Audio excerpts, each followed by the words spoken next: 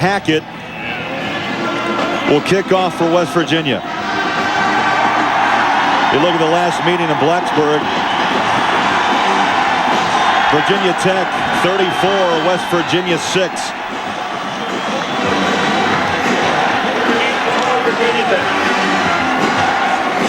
You know, Virginia Tech being only one of 2 colleges in the country that have 2 bands, and they have this place rocking right now.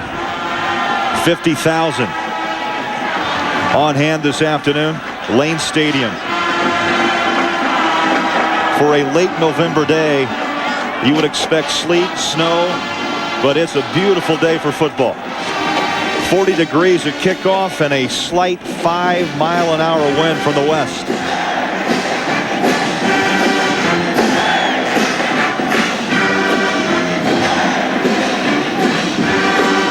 Sean Scales back to receive the kick from Brad Hackett.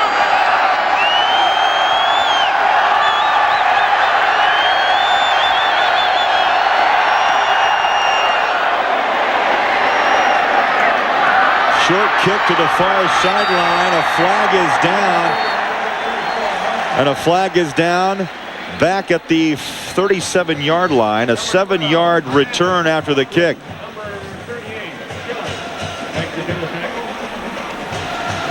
John Smith, our referee. Well, that tells you it's a heated rivalry, too. They can't wait to get started. They've already left before the ball was kicked. With good field position, I would sure see Druckenmiller right there already saying decline illegal it. Formation, kicking team. That penalty has been declined. First down.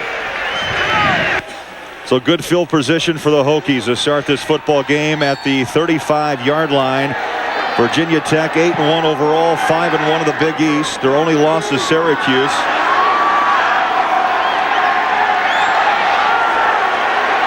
Big win a week ago, Merrill, against Miami, 21-7. From the I formation, 1st and 10. And Virginia Tech wants to test that big front line of West Virginia, and not much there on first down. Ken Oxidine, the tailback, number 28, maybe 2 yards. They'll mark him down at the 37-yard line. Tackled by Canute Curtis. There's Jim Druckenmiller, 55.5% completion rate. 1,600 yards passing, Merrill, 13 touchdowns, only 4 interceptions on the season. Yeah, well, he makes a lot of good decisions, and they ask him to do an awfully lot today. You'll see 1 back set, 2 back sets, 4 wide receivers, 2 wide receivers. Does it all really well. 2nd down 8 from the shotgun. To his fullback, Brian Edwards, and he is dropped by Lagino. Brian Edmonds, the fullback. You look at the Virginia Tech offense. Edmonds, Oxidine, and the wide receivers and Scales, White, and the tight end is Jennings. Up front, keep your eye on the center. Billy Conatee makes his 46th start today, and you got 2 brothers, the left guard, Todd Washington, and T.J. Washington, the right tackle.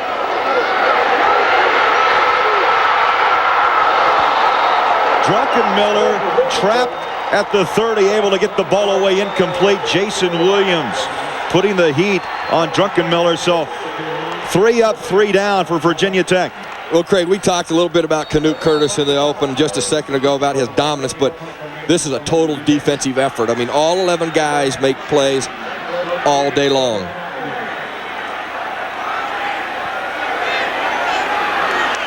Mike Logan back to return the kick. A punt that drives him back to the 15-yard line. Logan knocked down at the 25. A 47-yard kick and a 10-yard return for West Virginia. Chad Johnston. 1,552 yards passing, 10 touchdowns, and 4 interceptions for this senior from Peterston, West Virginia.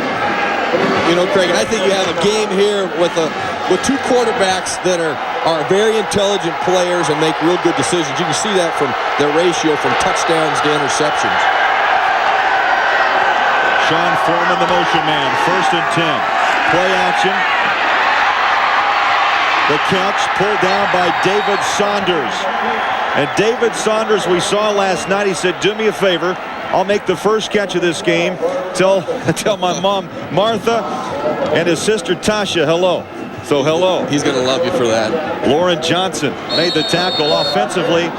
Amos Zeroaway, the tailback, very talented. Green, the fullback. Saunders, Vanderpool, and the tight end is Wabel. Solomon Page is the left tackle. He's a left-handed left tackle, only a freshman. And Pequenas, the right guard, a sophomore. It's a young front line, but a good front line.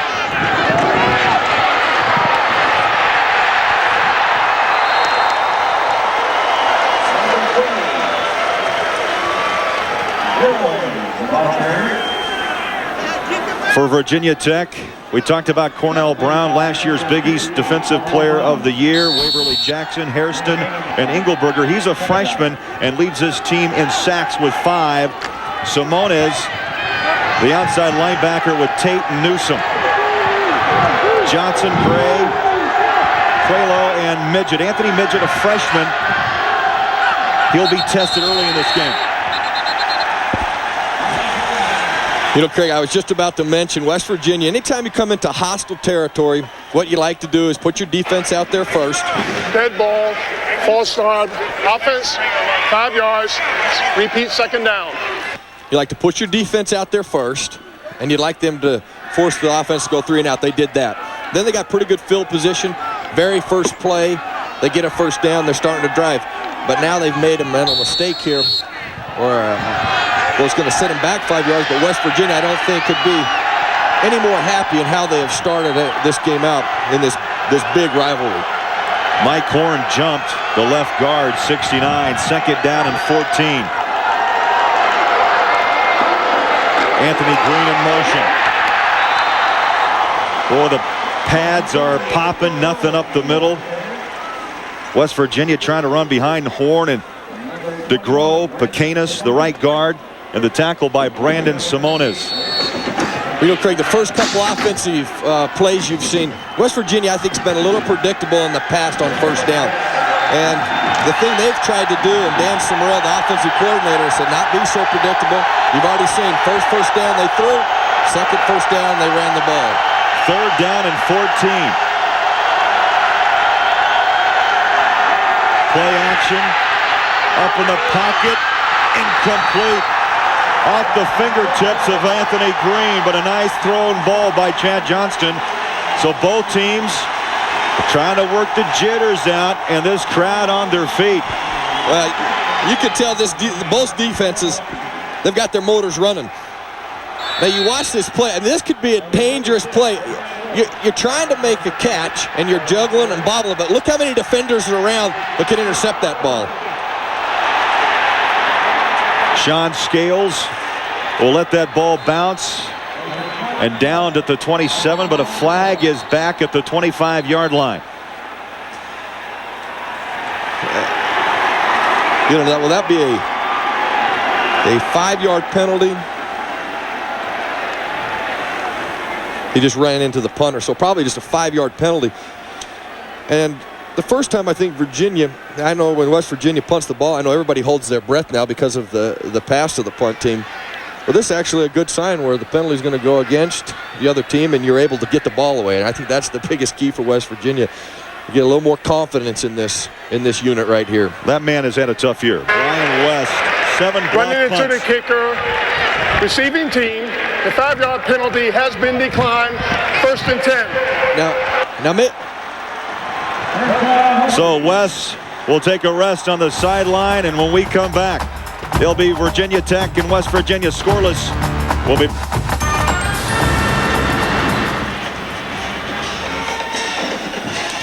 right there. You get to see where all the minds are. Ricky Bussell, the Tech offensive coordinator, Bud Foster, defensive coordinator. That's where all the plays are directed and sent down, and that's how it's run here at Virginia Tech. a couple of yards on 1st down up to the 32-yard line. Bernard Russ He's the guy that will knock your hat off. Keep your eye on 91. West Virginia's defense. Bob Baum, a junior with 6 sacks. He's got help up front with Thornton and Slay. Curtis, he's a dandy. Williams, Russ, and Elijah Longino. Bastine, Logan, Washington, and Emmanuel. Play fake. Wide open is the fullback Edmonds down the sideline and knocked out of bounds at the 33. Bastine knocked him out. The cornerback, the redshirt freshman, a 34-yard pass play from Druckenmiller to Edmonds. You know, Craig, and I see Van Washington walked over to Canute Curtis and started talking to him. So that tells me, and when your guy is wide open like this, somebody has blown a coverage or an assignment to let a guy that wide open and get that big a play. Only the 10th reception for Edmonds on the season, and it was a big one. 1st and 10. Virginia Tech. Here comes Oxendine, turning the corner, and a nice tackle by Emmanuel, the strong safety. You know, Ken Oxendine avoids just one guy there. I don't think anybody's going to touch him into the end zone. And I was talking to Ken Oxendine Thursday, and a lot of people come up and ask you, what it's like to play in the National Football League, what's it like to be a running back. But not Ken Oxendine. You would never believe what he asked me. How do you become a scout? Yeah, he wants a scout? Yeah, a scout. I was like, okay, well, I think you know the Big East pretty well in the Virginia area. Just tell a team you're worthy and willing to scout for them. Going for the home run ball. The catch is made, but yeah, they're going to mark him down at the 5. Oh, what a circus catch by Edmonds. I don't think West Virginia expected the fullback to play a big role in this offense early. So far, Edmonds, with only 9 receptions throughout the season, coming up with 2 huge plays. Well, Craig, I would think you're exactly right. And, this is good strategy by your offense. Get it to the guys that you haven't gotten it to a lot. Have them make big plays. And you talk about a circus catch. Your receivers usually make catches like that. Longino, who plays really the 5th defensive back, made the tackle. 1st and goal from the 5-yard line. Craig, it's something you see Druckenmiller audible in here. A lot of times he's just audible in protections, not necessarily plays. Up the middle, and the door shut in a hurry. Washington was there. Baum. You see Druckenmiller making that motion. A lot of people might think, well, he's audible in plays.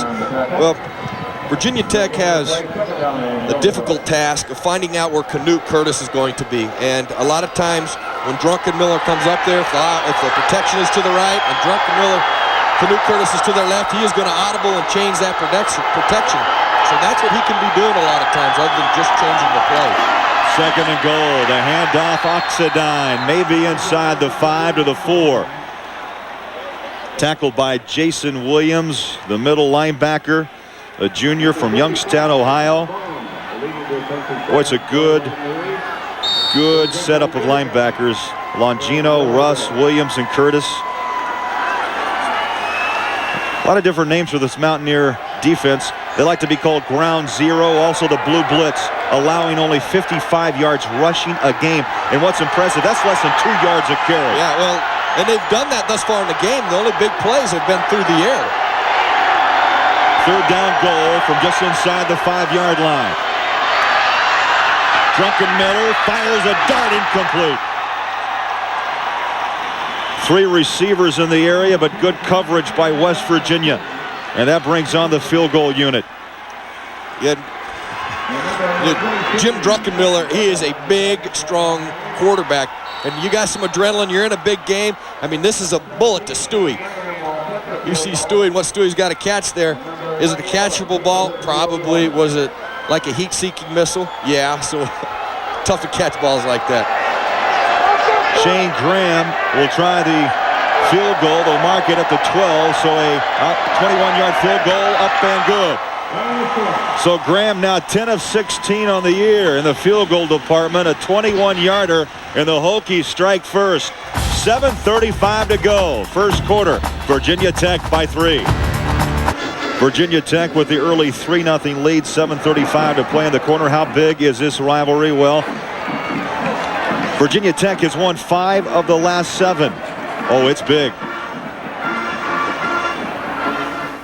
This game is a big rivalry, and you know, a lot of things have been said this week, and you know, kind of put on the back burner right now. We're worried about you know, playing well and how we're going to play against West Virginia. That's the only thing we can control right now. You can't worry about you know, what they're going to do or what's happening or who's out there. You know, it's West Virginia and it's us. Now there's Druckenmiller. He's got the towel over his shoulder pads, and he's talking to the guys, his coach upstairs, with a 3-0 lead. That kick is going to bounce out of bounds at the 12-yard line.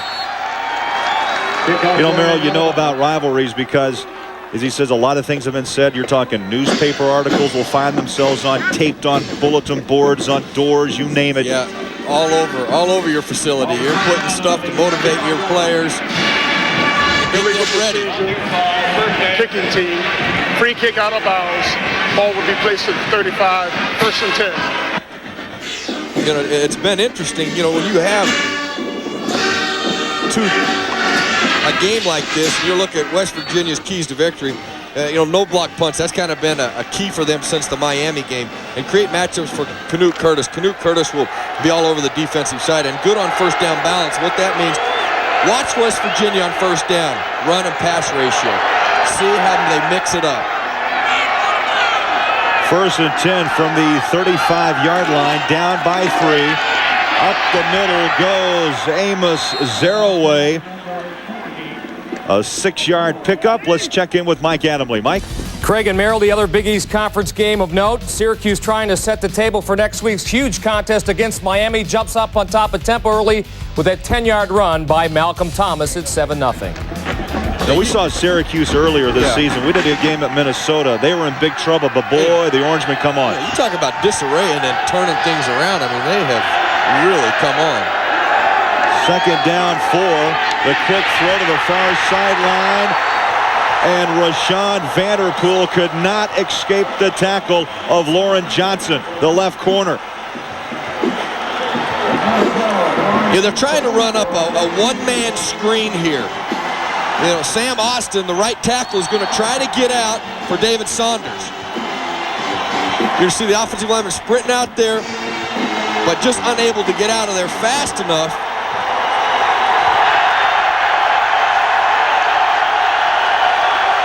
A loss of 6 back to the 35. 3rd down 10.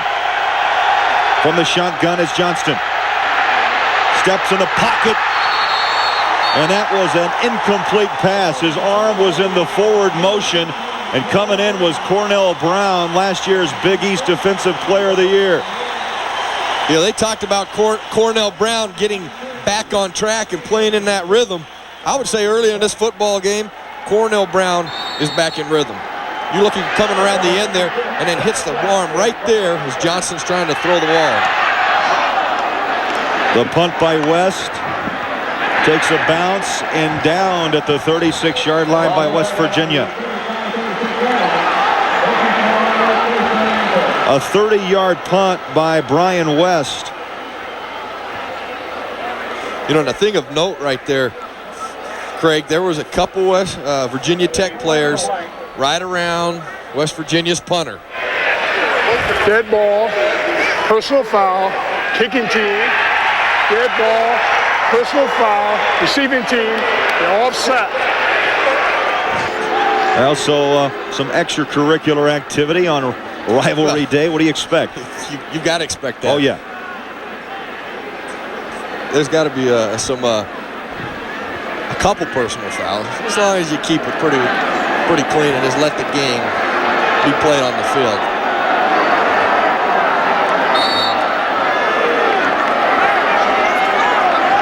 Second offensive series here in the first quarter. Third offensive series from the eye.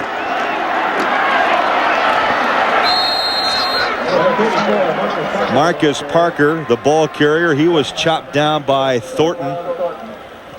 Number 96, Marcus Parker, a junior from Roanoke, Virginia, just about 35 miles down the road. Actually, it's 36 and a half miles, Craig. I've driven it about five times this weekend. I got it down to the very half mile. A 1-yard pickup brings up 2nd and 9. Busted play, in trouble. Druckenmiller goes down. He was looking to hand off with the fake to the right. The backs went left. Now, you don't know who to blame this on. You watch the replay. Now, all the backs go to the left, and Druckenmiller goes to the right. And it almost looked like the offensive line was blocking towards going to the left. So the quarterback just may have went the wrong direction there. John Thornton said, "I'll take that tackle," along with Henry Slay. 3rd down, 11. Virginia Tech with a 3-0 lead. Druckenmiller stands all day to throw. Nice ball to the far sideline and a 1st down. The reception pulled in by Sean Scales, the junior. You know, Craig, you credit Druckenmiller for hanging in there, but credit that offensive line.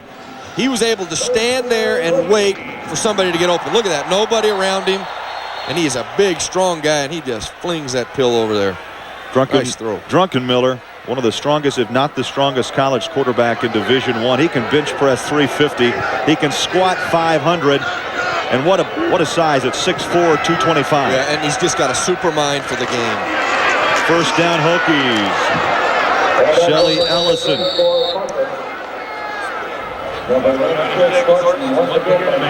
Check that. That was Parker, Marcus Parker, number 34, and Thornton again making the stop. Number 96 for West Virginia. Well, you look at what Virginia Tech has done. Really through the air, they've been quite successful. Running the ball, they have not been too successful. So, sometimes when that happens, you got to reverse. Maybe throw the ball a few times to loosen people up, and then the running game will come along. The play fake, Druckenmiller in trouble. That was a coverage sack. He was throwing downfield for Sean Scales, and they had 2 Mountaineers on him. And Canute Curtis, you give Canute Curtis time, he'll be in your backfield in a hurry. Yeah, you may get away with it one time, but you watch Canute Curtis coming off the end here. He's not going to let you do it twice to him. You see him force the quarterback up into the rest of his partners, and then they call gang tackling. That's where Druckenmiller probably has to throw the football away. And I guess the second thing is do what he did there, is just pull it down and take the sack and give yourself an opportunity on 3rd down. 3rd down, 13 from the shotgun. Druckenmiller again over the middle. And he throws behind Sean Scales, incomplete. Craig, he had Scales wide open here. He just threw the ball a little bit behind him. As you watch, Druckenmiller sits there, sets. Now he throws. Now watch, the ball just a little bit behind Scales where he has to stop. That's an awfully tough catch for your receiver, and not too many of them are brought in. For the Mountaineers. Jimmy Kibble, his first punt covered 47 yards. The left footer gets a boomer away. Oh my. He knocks that 3 yards deep into the end zone. A touchback, a 51-yard kick by Kibble, but a flag is down. A flag is down at the 40-yard line. You would almost think the Virginia Tech's had the punting problems, because West Virginia has come after him every single time. And I don't know if they'll call this roughing or running into the punter. John Smith, our referee.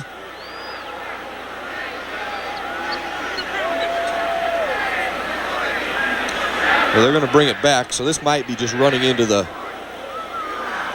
punter. Run into the kicker, receiving team, 5 yards, previous spot. We will replay 4th down. Now you watch this, to the left of your screen is where all the pressure will come. And the reason it comes from the left is you got a left-footed kicker. You try to bring pressure from whatever side that the kicker kicks from, and Kibble kicks from the left side, so that's where probably he's going to see pressure all day. But another opportunity to pin West Virginia down inside the 10. Well, last time he booted it 51 yards. This time kicked it straight up. And a fair catch is called, but it gets a Virginia Tech bounce. Look at this, to the 10-yard line. 36-yard kick, and he got a roll. 2:40 to play, opening quarter. 3-0 Hokies.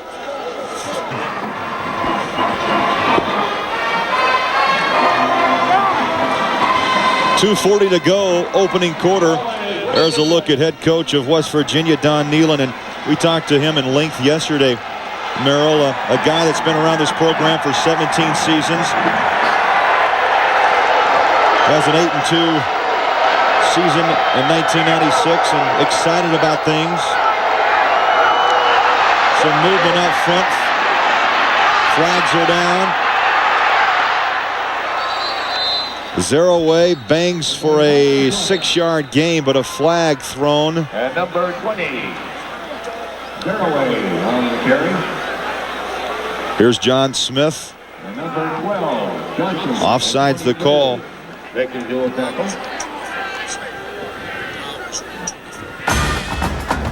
ESPN2 has the best in college football on Rivalry Week at 5:30. It's an intrastate rivalry when South Carolina heads down to number 22 Clemson, and then at 8:30 it's a Big Ten showdown.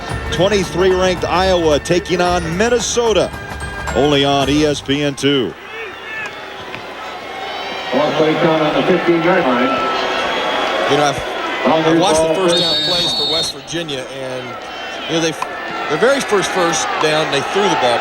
But since then, they have ran the football on every first down. But they've done quite well. They've got 5 to 6, 7 yards every time they've run the football on first down. To this point, West Virginia with only 13 total yards. Chad Johnston on the rollout, the throw, the catch. Saunders is tripped up at midfield, but another flag is down in the Mountaineer backfield. You know, Zeroué is already throwing these hands in disgust, so that means West Virginia, the ball's going to probably come back. Now, Chad Johnston comes rolling out here, and my first initial thought was he's got all day to run. And then as he pulls up, he sees David Saunders come across who's scot-free, and those are the guys you want to run the football, those speedy receivers. Well, Anthony Midget took his legs out at the 50. John Smith has been a busy referee here in the early going. Holding offense. After distance to the goal from the previous spot. Replay first down. Well, I know that doesn't make Don Nehlen too happy. You're backed up against your own end zone. You get a big play, you're out about to the 50-yard line, and now you're backed up even further. Holding plays, I think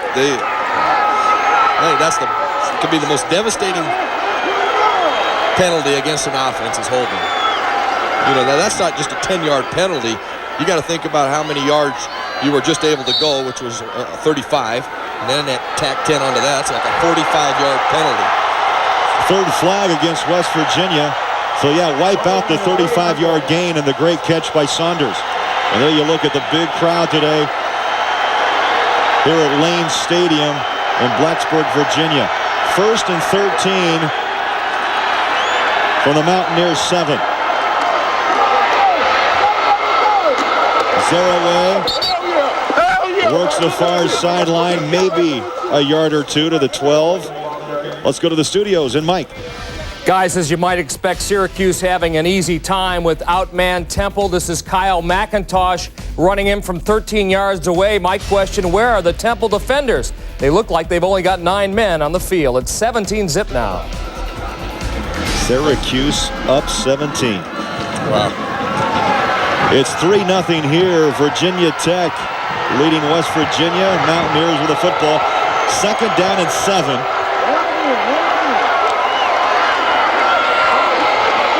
Little option play. Johnston with the pitch. And not much for Zeroué. Good downline pursuit by the Hokies, led by Pearson Prelo. The Rover back, a sophomore from Alvin, South Carolina.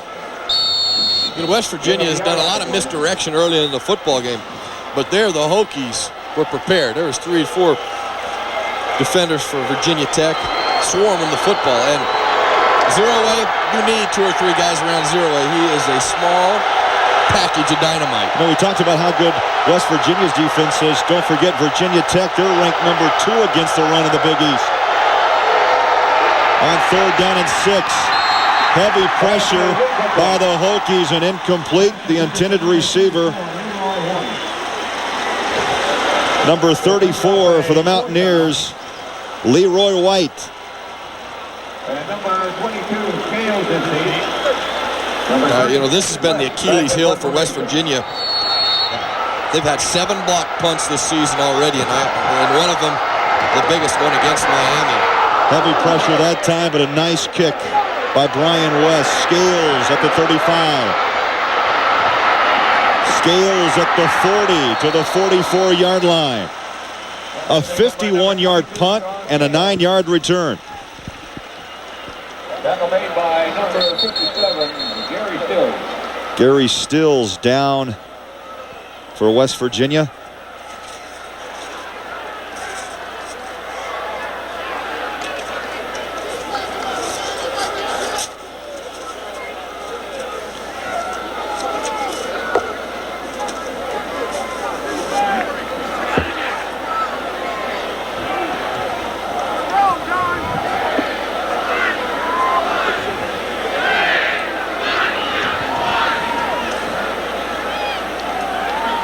The trainers attending Gary Stills.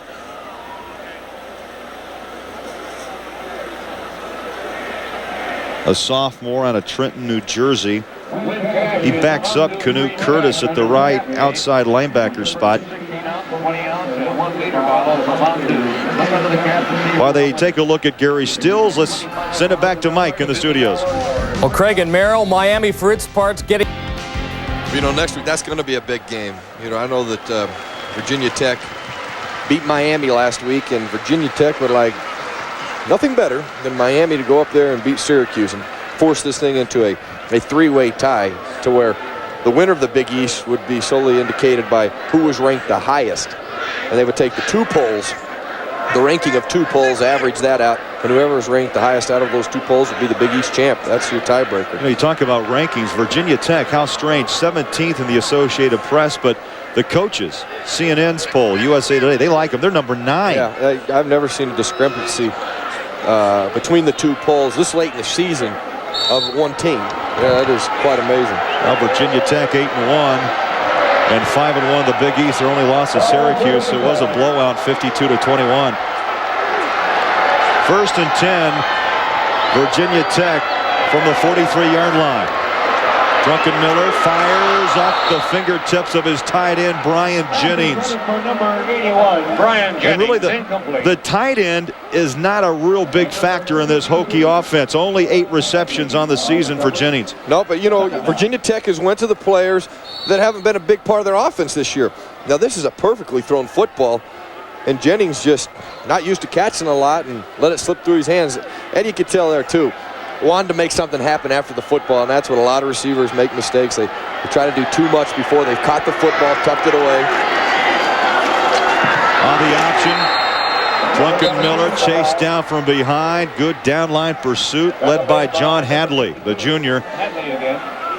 Hadley been active so far in this game. No good in the play, 3rd down. Where's number 52 out of Delray Beach, Florida? Well, the thing that Virginia Tech needed to do going into this football game, and talking to Ricky Bussell, the offensive coordinator, is establish the run. Now, they really haven't been able to do that. But I'll tell you this, they've been able to establish the pass. And sometimes you go into a game, you just got to throw your game plan out the door and go with what's working for you. West Virginia sends the blitz. Drunken Miller able to escape, and he completes to Cornelius White.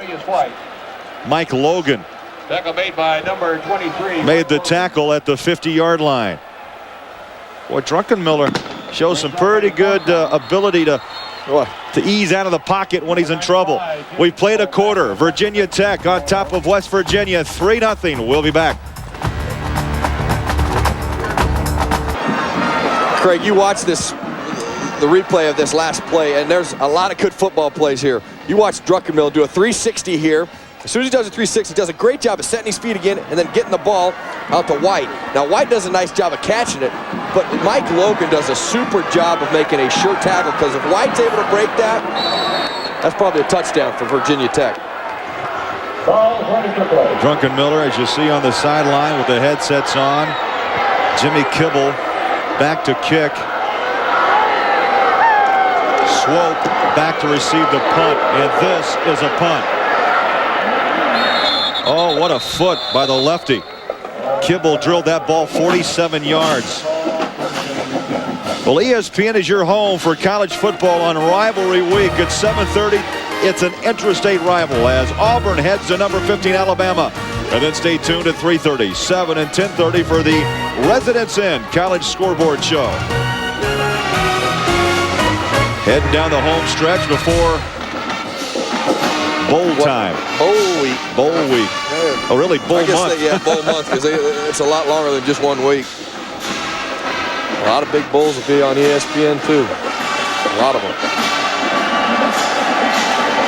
3-0 Virginia Tech as we start the second quarter. Chad Johnson, the quarterback for the Mountaineers. Good protection, home run ball. He's got a man, Saunders, incomplete. Boy, Saunders with electrifying speed. 205-pound sophomore from Palatine, Illinois. And Lauren Johnson back on coverage. You know, Craig, you're going to see this play again. From the end zone, you're going to see Saunders come wide open, number 6, as he comes across the middle there. But Vanderpool is in the flat, and he was wide open. So I know upstairs in the booth, Dan Sumrell, the offensive coordinator, has seen that, and don't be surprised if you don't see that again real soon. Saunders taking a breather after sprinting 50 yards down the field. Johnston so far 2 of 6 for only 6 yards. In trouble, and he's going to dash out of bounds at the 5-yard line. That's a loss of 15. Let's check the studios and Mike Adamle. Mike? The game, Columbus, Ohio, Ohio State and Michigan. Defensive struggle early on until Pepe Pearson gets loose for 32 yards. Out of bounds at the 3, but it was 3 downs and out after that. Buck settled for a field goal. It's 3-0. Start of the second quarter. To Pepe Pearson, one good running back. Yeah, Michigan, not a bad defense. That, with Ohio State's good defense, that could be a 3-0 ball game. Third down, 25 for West Virginia.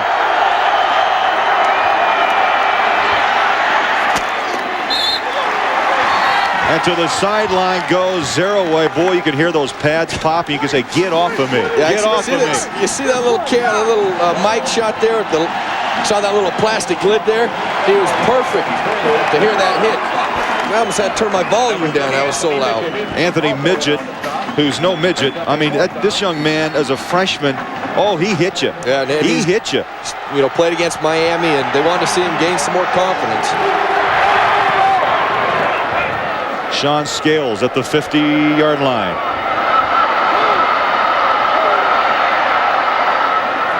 And that's where Sean Scales will end up at the 50. A 40-yard kick, a 2-yard return. 14:20 to go in the half, and Virginia Tech leads by 3. You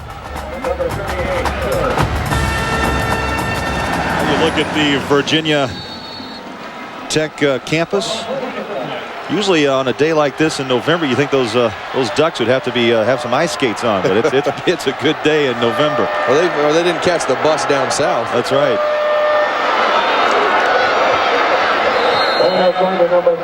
Marcus Parker, a yard to the 49. Bernard Russ, the big hitter. There he is, number 91, the senior from upstate New York. You know, Don Nehlen, you know, was very adamant in saying Bernard Russ, number 91, will come and knock your block off. He's just one of those football players that is just a solid hitter. You know, really, talk about solid hitting. Neither one of these teams have been able to run the football a lick. Nice throw, incomplete. But I'll tell you this, if they're able to hit their wide open receivers, both these teams would probably have touchdowns at this point. Van Washington on coverage, a free safety who has 10 career interceptions, so he knows where to be around the football. And you see Stewie there trying to lay out and make that catch. Druckenmiller 5 of 10 for 88 yards in his first half. West Virginia, or Virginia Tech, looking now at 3rd and 8 from the 49 of West Virginia. From the shotgun. Over the middle, complete. Cornelius White made the catch and a first down for the Hokies. Van Washington made the tackle. A 13-yard pickup. Well, Craig, this time Druckenmiller just puts this ball in the most ideal spot, right between the numbers. You see that coming right into the football. All you got to do is put your hands together. Super throw. And the first, you know, really, Virginia Tech has had 3 big plays. They've all been on passing plays. He uses fullback Brian Edmonds in the first quarter. Now he's trying to go to his split ends. On the ground comes Marcus Parker, and again, not much there to the 35-yard line. Let's check in with Mike. Well, it's more like scrimmage weekend than rivalry. As soon as he said that, I thought that he was going to get tackled right there for a 1-yard I did gain. too. I thought, I thought for a 1-yard loss. I thought when they said Hodge, I'm thinking minus yards. No, Merrill Hodge, you ran like a truck. Druckenmiller all day to throw. Up top, going to the end zone. Touchdown! Oh! Cornelius White!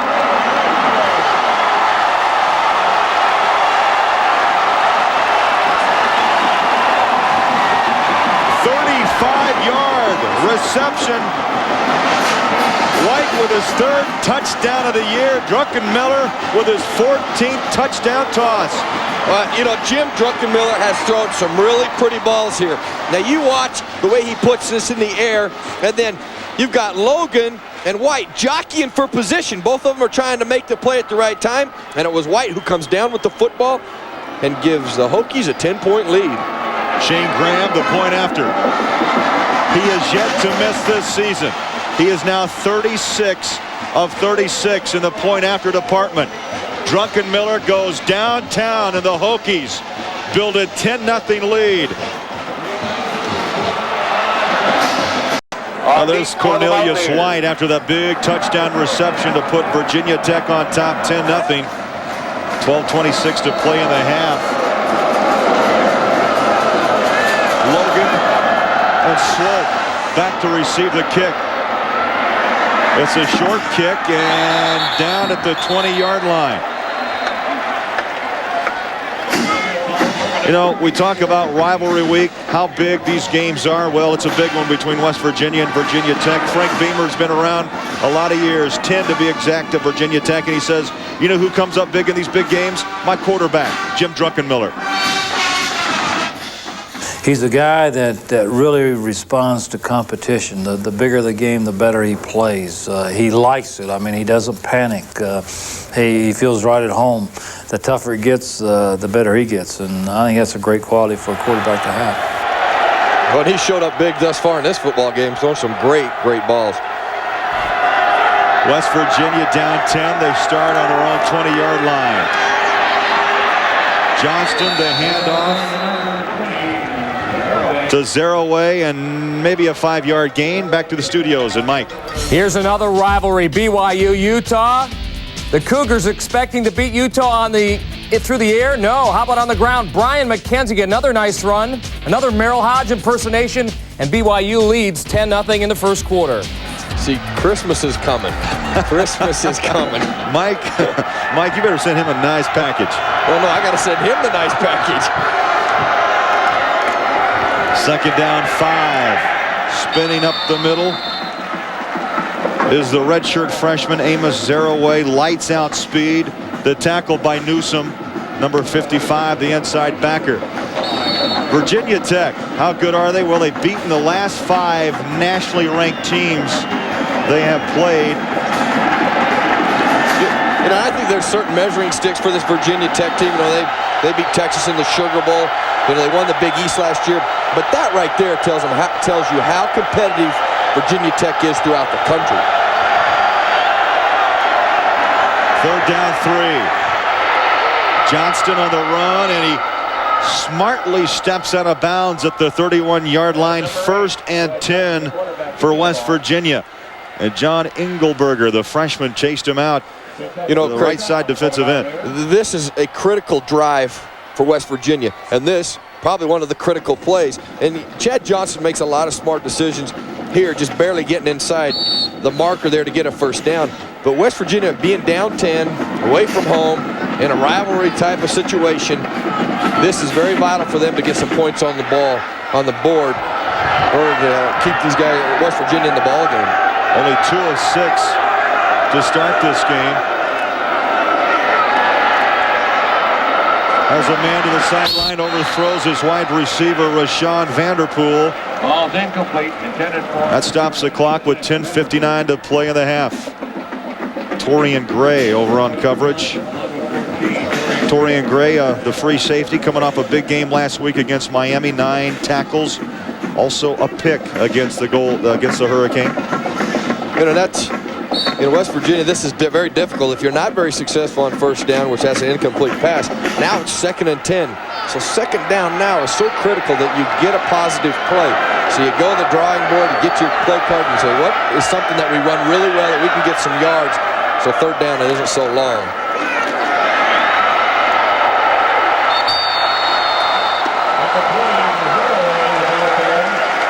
A loss of 1. And I don't think that was it. But you got to give Virginia Tech's defense. We talk a lot about West Virginia's defense coming into this ball game, but Virginia Tech's defense has been all over this field. They have allowed minimal running yardage and really no big plays. West Virginia's given up a couple, 2 or 3 big plays. West Virginia now 1 of 5 on the day on 3rd down conversions. Looking at 3rd and 11.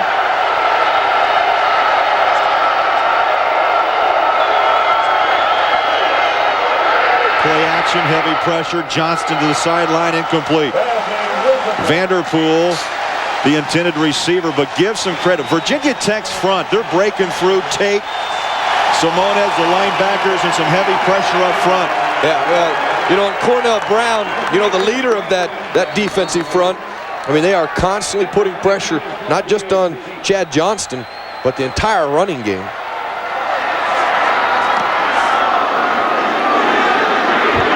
The kick to Scales. And Scales is knocked down at the 37-yard line. So the Hokies will have good field position. A 37-yard kick. 10-0 Virginia Tech. Virginia Tech leading West Virginia by 10. You look at head coach Frank Beamer. He graduated from Virginia Tech back in '69. Played cornerback for the Hokies from '66 through '68. Beamer and Nehlen, both super coaches, probably, cream of the crop in the Big East and maybe the country. From the shotgun, 1st and 10, 37-yard line, Hokies by 10.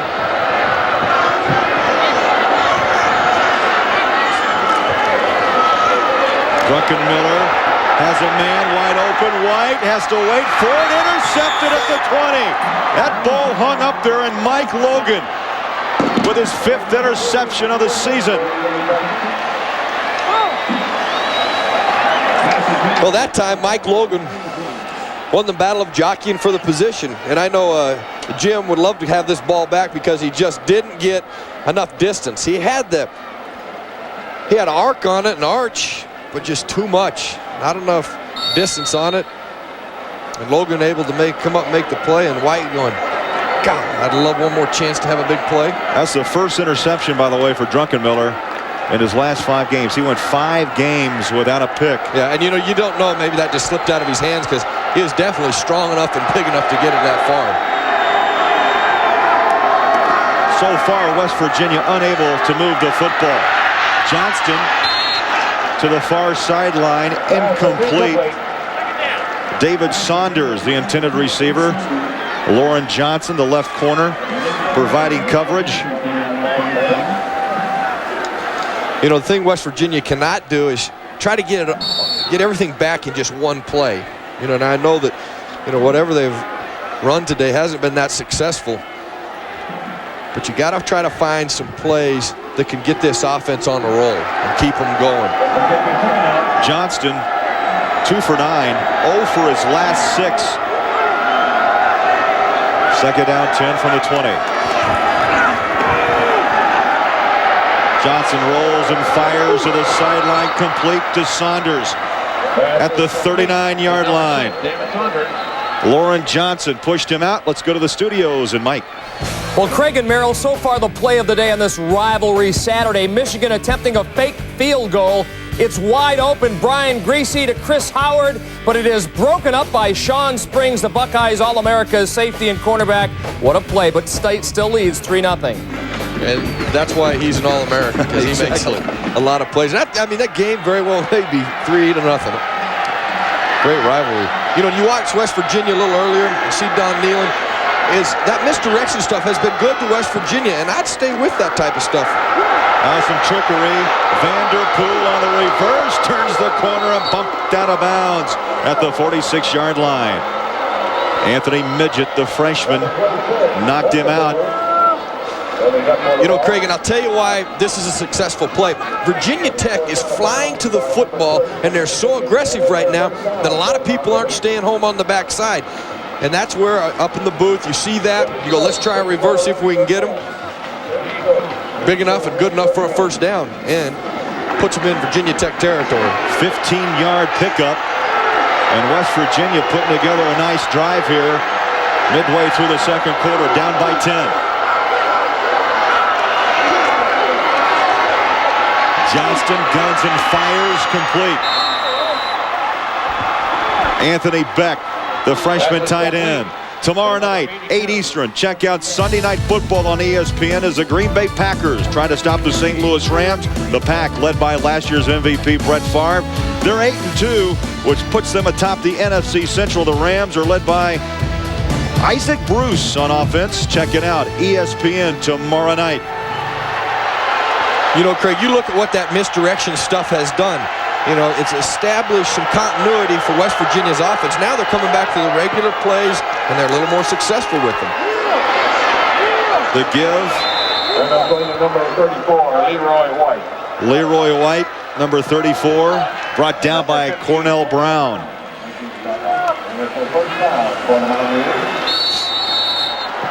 You know, you look at the last 4 possessions for West Virginia, you know, that's just great defense, really. You know, Virginia Tech is just taking them out of everything other than this drive. And all but the last one had 6 plays, but all resulted in punts.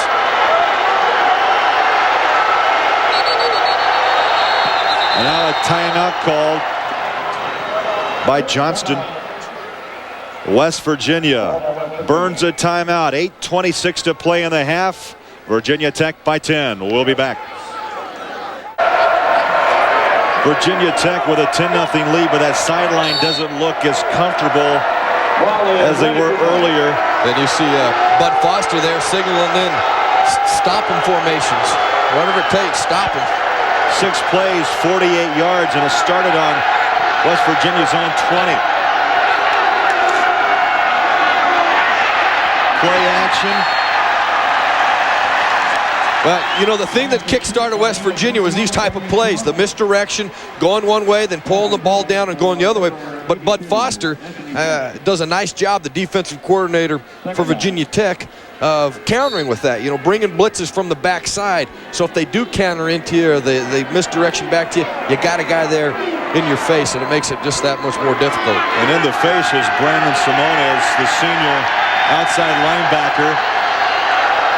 He can play that 5th defensive back spot. Second down 10 from the 32. The give up the middle, 0 away. And what looked to be a big hole closed in a hurry. Kerwin Hairston, number 93, up front, made the stop. Yeah, you know, Craig, Kerwin Hairston doesn't make that play. 0 away may have danced his way for definitely a first down, but right down into the end zone of Virginia Tech. Hairston, a junior from Martinsville, Virginia. You know, this Virginia Tech defense has given up some plays, but now they're starting to stiffen. Sean Foreman lines up in the slot to the far side. 3rd down and 10, and now flags come out.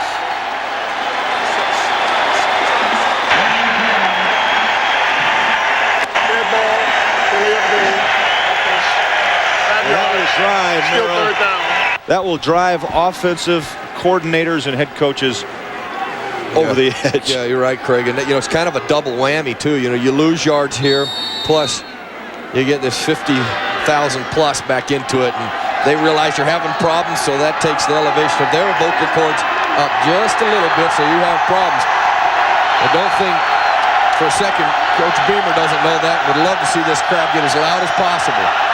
3rd down and 15. Hokies send the blitz, and they try to throw the slant over the middle. Incomplete. Rashawn Vanderpool, the intended receiver. But, you know, tell you what, give credit to the Hokies. They pinch it from the outside, and Johnson had to hurry that throw. Yeah, but you know what? I think that Vanderpool should have caught that. And you probably go down and ask Vanderpool, should he have caught that? If they was asked that on the sideline, he'd say, yeah, I should have caught it. And he's a guy who makes big plays for you. But, you know, that's right there in the money. Number 36, I think he put the ball right where you got to have it. And that's the guy you want the ball in his hands, because he can make big plays for you. Sean Scales back to receive the punt. And bounces into the end zone. Touchback. A 37-yard kick by West. And so Virginia Tech will have the football back, in the Hokie defense. They bent a little bit, but no points on the board. Ken Hatcher, go to the first aid room on the east side. Ken Hatcher to the first aid room on the east side. Overall, Virginia Tech 8-1. They started off with the 3 big wins, lost to Syracuse, and then from then on, look at that, 5 in a row, and a big one last week at Miami.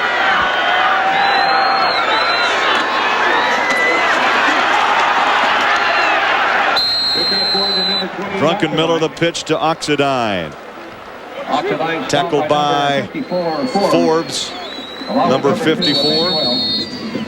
You know, Craig, that's 4 yards on that carry, and that may be the total rushing production Virginia Tech has had all day. You know, West Virginia's done a super job of stopping that, but Virginia Tech has done a nice job countering by giving the stuff West Virginia will allow them to do, and that's throw the ball. Oxidine lost his footing, tried to stop and make a cut.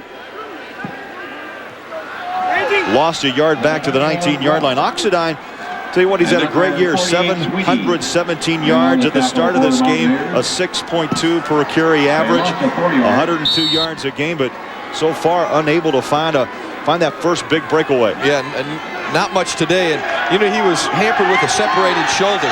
So you know, a lot of those yards were minus a couple football games that he was unable to play in.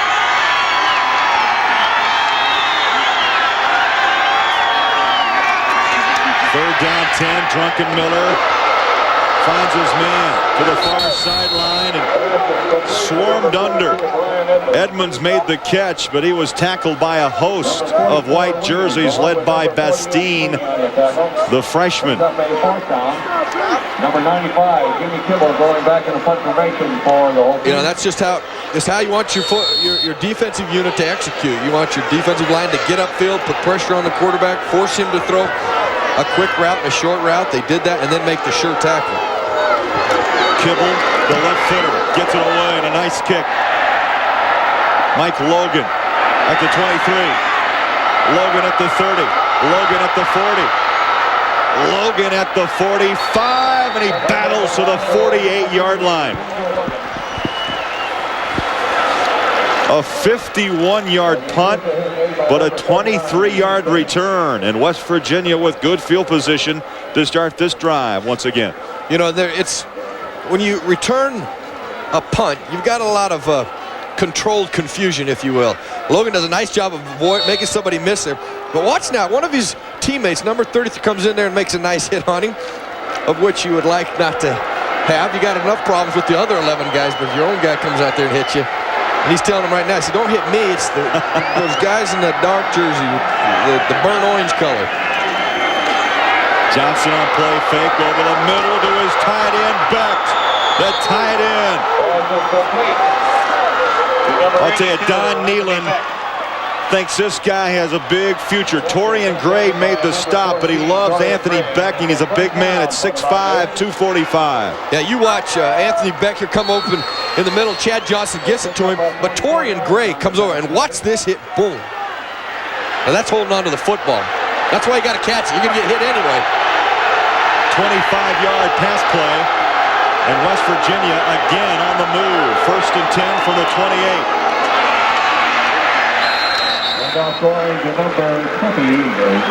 Amos Zeraway.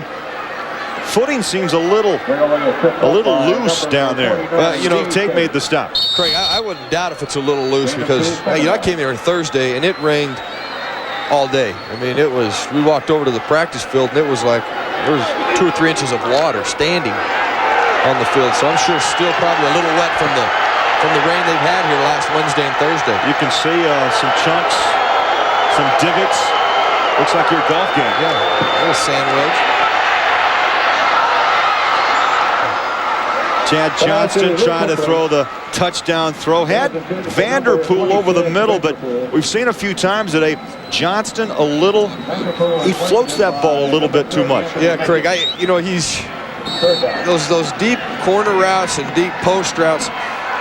Chad Johnston just doesn't seem like the timing has been there for him because he's had guys that have been open, just overthrown him a couple of times.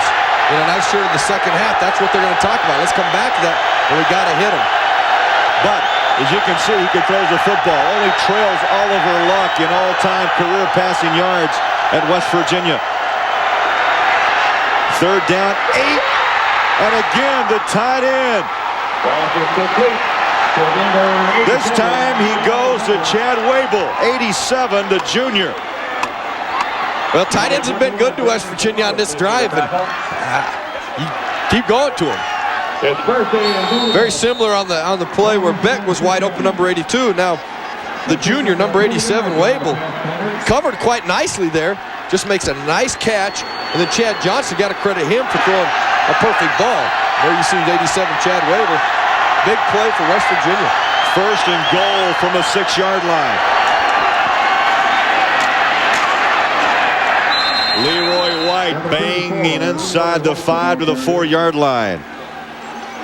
Stopped by Steve Tate, North Canton, Ohio, his hometown. Boy, Leroy White he's a load and a half. Yeah, 6'1", 230. Yeah, he's a junior, and Don Nehlen said that Leroy White was going to play more today, and for good reason. They've already tried to throw the ball to him a couple times. Now he's carried it. But now you see, can Virginia Tech do what West Virginia did here? When Virginia Tech got down here, West Virginia's defense stiffened up, only forced 3. Can Virginia Tech defense do that to West Virginia? 2nd down, goal from the 4. The pitch to Zeraway. Can he turn the corner?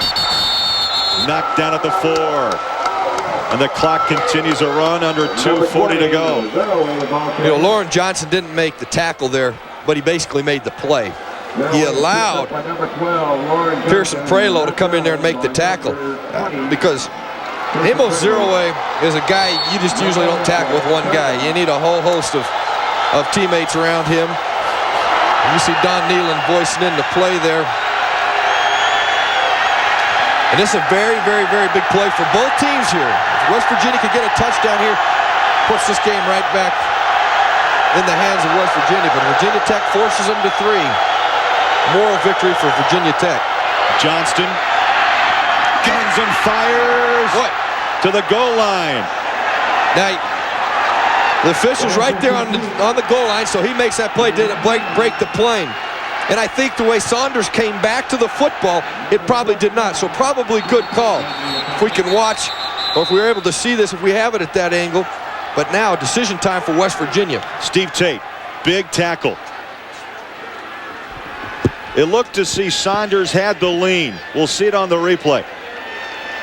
Now you're going to kind of see it from the end zone here, so you might not be able to quite see if he breaks the goal line there. And from that angle, it didn't look like he did. And the angles, Saunders, you look at from the top here. You know, has he broken the goal line? You know, and there's an imaginary line that goes straight up there. Boy, from there, you look at his leg, it's right there on the goal line, and you wonder if that ball broke it. Yeah, tough to see from that angle. Well, the officials mark the football just inside the 1 yard line. So 4th and less than a yard to go. 1:41 to play in the half, and Virginia Tech leads by 10. But it looks like West Virginia's going to go for this, and this is a big play. Now you only have half of a yard. You got about a half a yard. But the running game hasn't been there for anybody. Now you watch Johnson, you watch his reaction. Now quarterbacks usually know, and I'm sure he's not biased there. That's a touchdown. He says, what? Yeah, touchdown.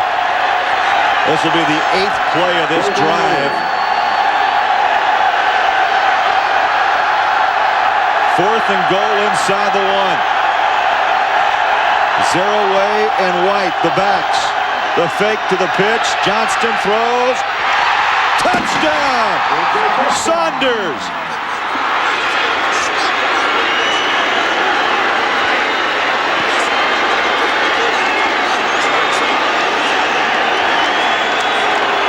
David Saunders. Is he a big play man? You bet. Give him credit. He looked down to make sure the feet were in. Boy, Craig, you said it right. I thought that he almost was out of bounds. I mean, that was that close if he got both feet inbound. I mean, in college you only need one, but it was awfully, awfully close. You watch this on top here. Now watch him come to the back of the end zone and watch how close this is. And this is a gutsy call, I think, with just a half a yard. If we're able to... Well, you can't quite see it, but you can see he's already out of bounds there by the time the camera gets back down there. So that tells you just how close it was. Jay Taylor boots the extra point. Here we go. Now you look at this. There's 1 foot. That's all you need in college. Official right there to make the call. And Saunders, no sweat, making big plays. Puts West Virginia back within 3. Saunders with his 4th touchdown reception of the season. Johnston fires his 11th. Well, Craig, I mean, I don't know if you feel the same way, but that's it. You got a half a yard to go, and you run a misdirection passing play. Although that's been the play that's been big for you, but you don't give yourself a lot of room when you're in the end zone. You've got a total of about 10.5 yards when you're on the half-yard line. All right. You know, with Leroy White in the backfield, you'd think they'd give it to the big fullback, 34. Yeah. Well, you're looking from the end zone. You see what Chad Johnston's looking at. As he throws it up there for only Saunders to catch it. And he takes it down. Thank you very much. 10-7, Virginia Tech. Sean Scales.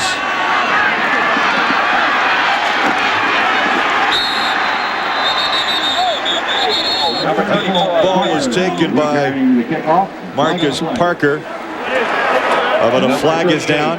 Schiller making the tackle. Holding the call by John Smith. As they sort it out, let's check in with Mike.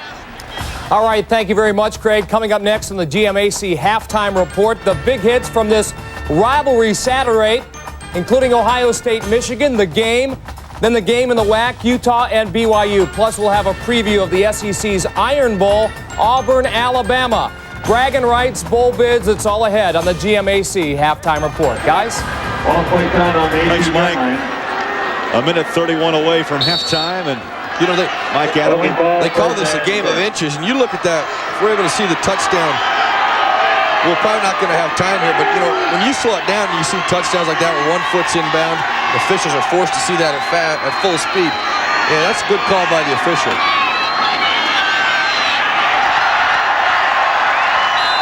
Marcus Parker. And did you see Drunkenmiller? He threw a block to break Parker. Number 91, Bernard Russ. And now a timeout. Officials timeout. They're going to bring the chains out. That was a gutty call. Druckenmiller threw a nice block to give Parker some room.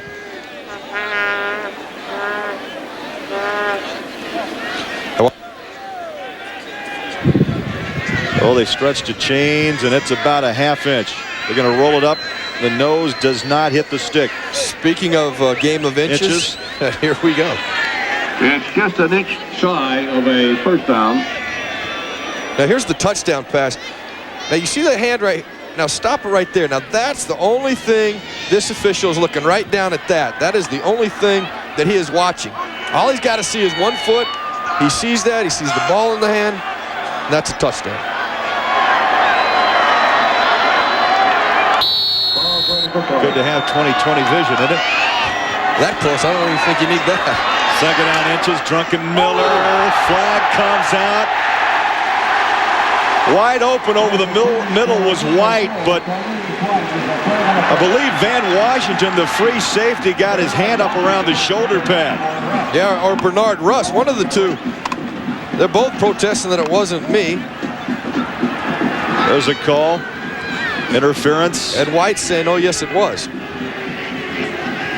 You watch this again. Now you make the call here. You can see at the very top of your screen, to the left of your screen, 15 yards from the previous spot.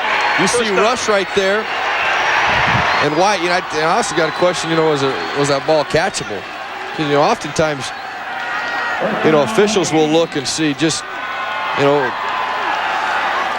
was it vital to the play? If it wasn't important to the play, then, you let it go. But they felt there was contact there.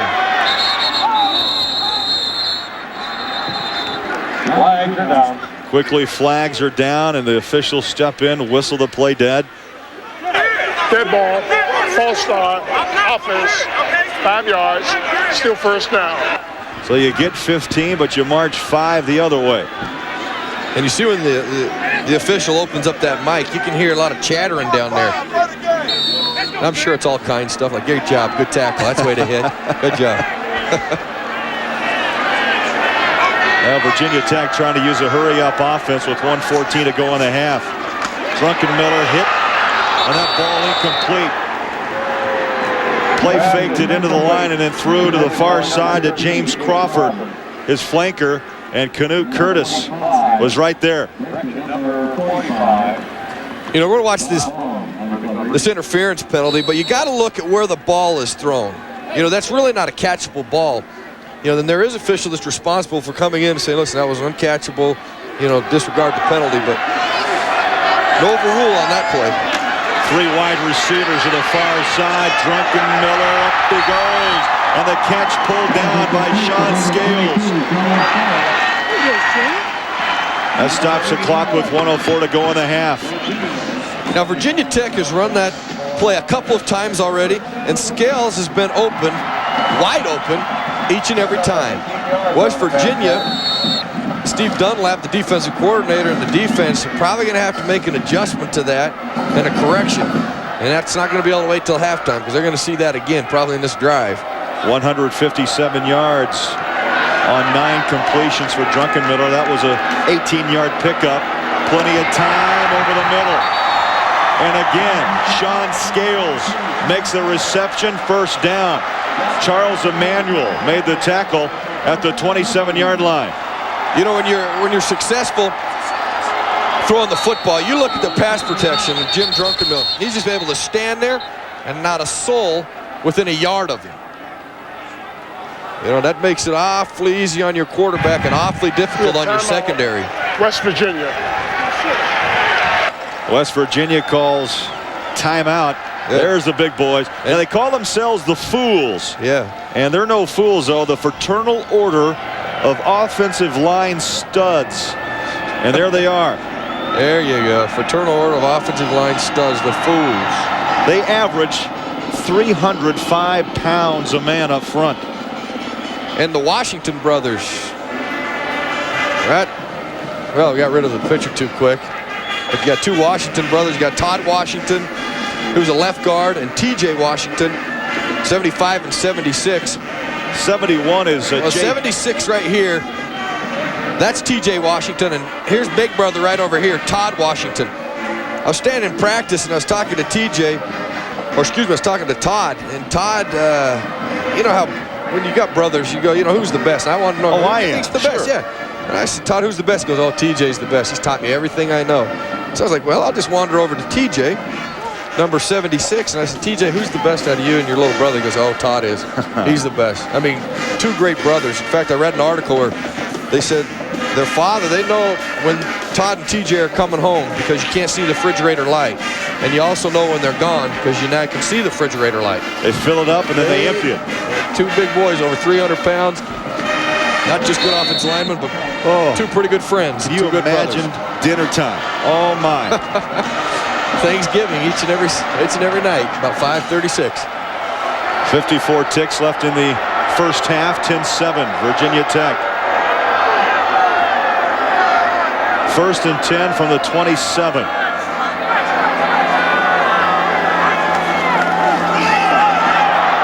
Big hole up the right side, up to 9. A 9-yard gain to the 19. Canute Curtis made the tackle. You know, Craig, you need good blocking to get runs like that. But what has set that up is the big pass play. A timeout called by Virginia Tech. We'll step aside. 46 seconds to go in the half. Frank Beamer pacing the sidelines. Virginia Tech up by 3. Stick around. Mike Adamle coming up with the GMAC halftime report. 2nd down 2 from the Mountaineer 19.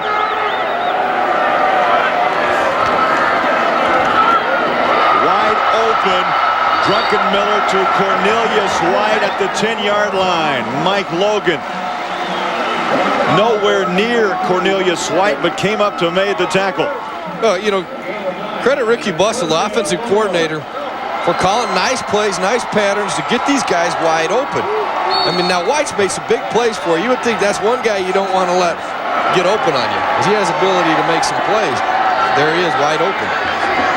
1st and goal from just inside the 10-yard line, down to the 6. And the catch by Scales. Bastine made the tackle.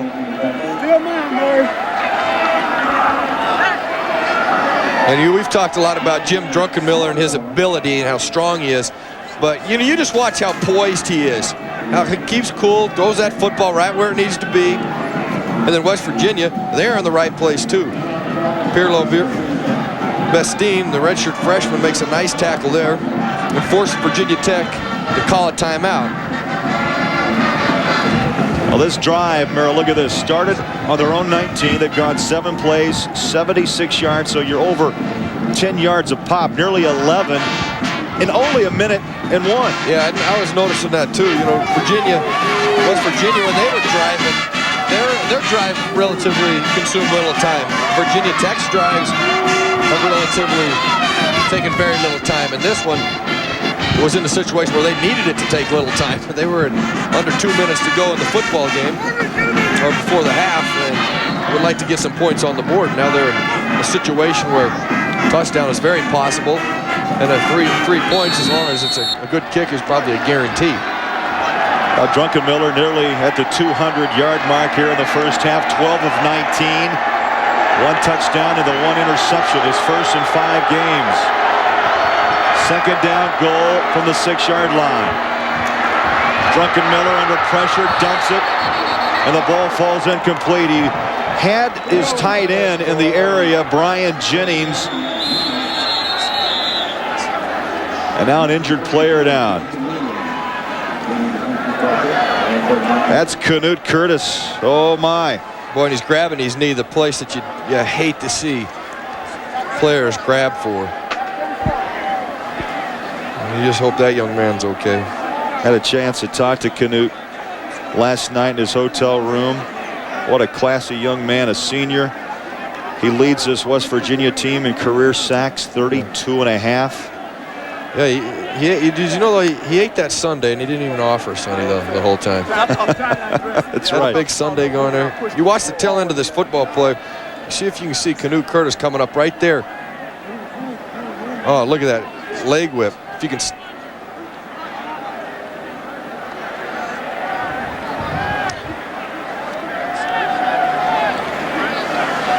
The offensive lineman will sometimes go to cut you, and then they do that little leg whip thing where the leg comes up. It looks like that leg, the leg whip of Jay Haygood caught him right in the knee. Now you watch this as they come. Jay Haygood's coming down. Now stop right there. Now see that foot right there come up and hit Canute. Just watch where that leg goes. Looks like it catches him right, and may have been in the thigh.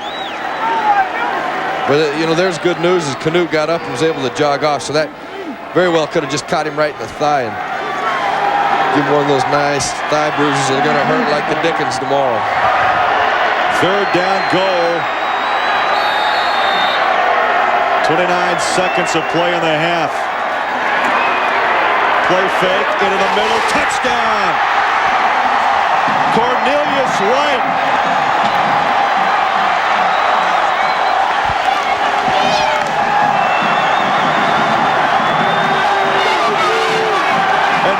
A great play fake. Druckenmiller sold it, and West Virginia bought it. Yeah. And wide open in the middle was Cornelius White for his second catch of the day.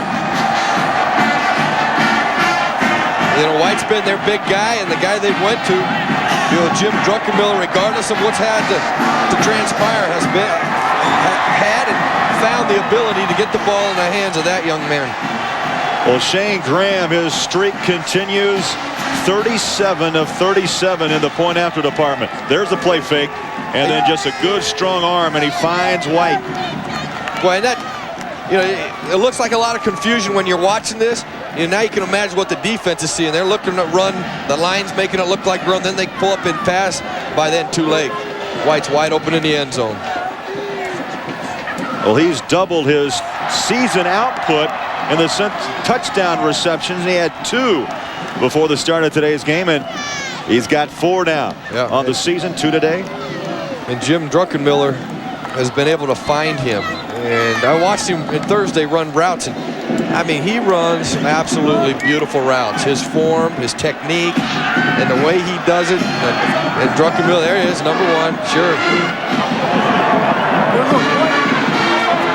And this kid is a super quarterback. You look at Virginia Tech scoring drive, 9 plays. 81 yards in a minute and 11 seconds. You know, Jim Druckenmiller, 5 of 6, 53 yards. And he found his big play guy today, White, in the back of the end zone. And I'm sure that Frank Beamer very pleased with how his offense and his defense has played in this first half. This ball on the ground, hard to handle, loose football, and the Mountaineers cover up.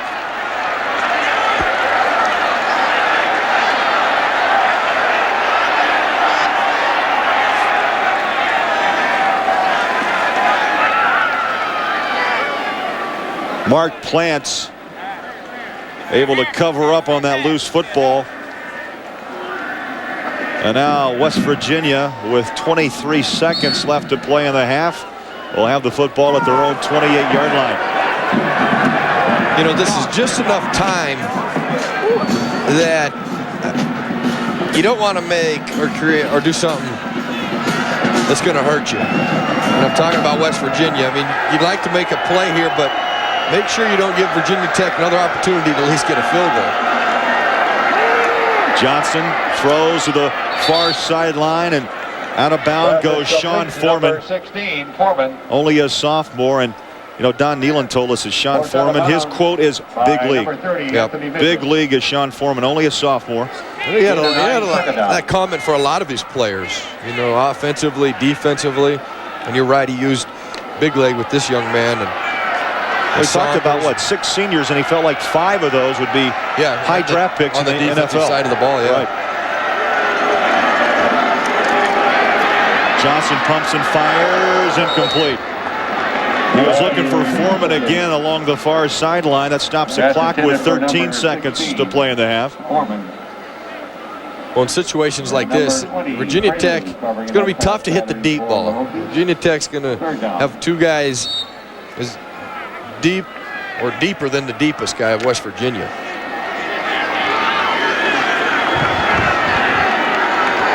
You see Bud Foster there real quick, voicing to his troops, stay back.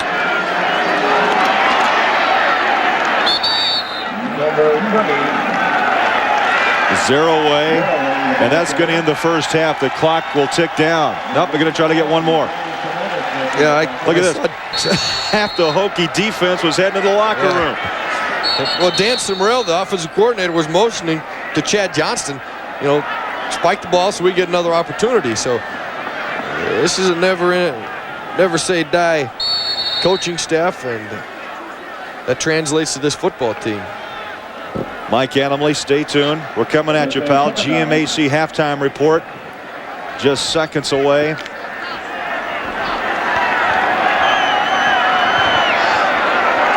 So Chad Johnston and the Mountaineers will have one final shot. And he's going to go down. Boy, the Hokies sent the front. Cornell Brown led the way with the tackle and the sack. It's halftime. Virginia Tech leading West Virginia 17-7. It's halftime. Back to Mike Adamle for the GMAC halftime report. We start the third quarter. You look at West Virginia, you know, first downs pretty even, rushing yards pretty even, passing yards Virginia Tech has the edge, and I think that's solely due to, you know, the big plays they've had and the 2 touchdowns, penalties almost even, and then turnovers. You know, the one being Virginia Tech, but they've been able to overcome that turnover. You know, the one interception by Logan, you know, was sometimes when you look at turnovers, you've got to look at where the turnover occurred. And there it occurred all the way down in West Virginia's side of the ball on the 20-yard line. I think he only returned it to about the 30. So Hokies and Deuce are number 1. Well, they love their Hokies. I think they love this guy too. He's played a super first half, and like like we said, like his coach said, like everybody says about Jim Druckenmiller, is the bigger the game, the better he plays. And this is a big game. You know, it's turned into a big rivalry where you need a quarterback to step up and play well, and he has done that. You look at the comparison there. Pretty much the same completions. You look at the same completions, but look at how many times he has completed. 4 more times than Chad Johnston for almost a little over 100 yards more and 2 touchdowns. So that's you look at those 4 receptions that Virginia Tech had, you know, nearly over 100 yards difference and 1 touchdown difference. Well, West Virginia will have the football to start the second half. Kibble the kick.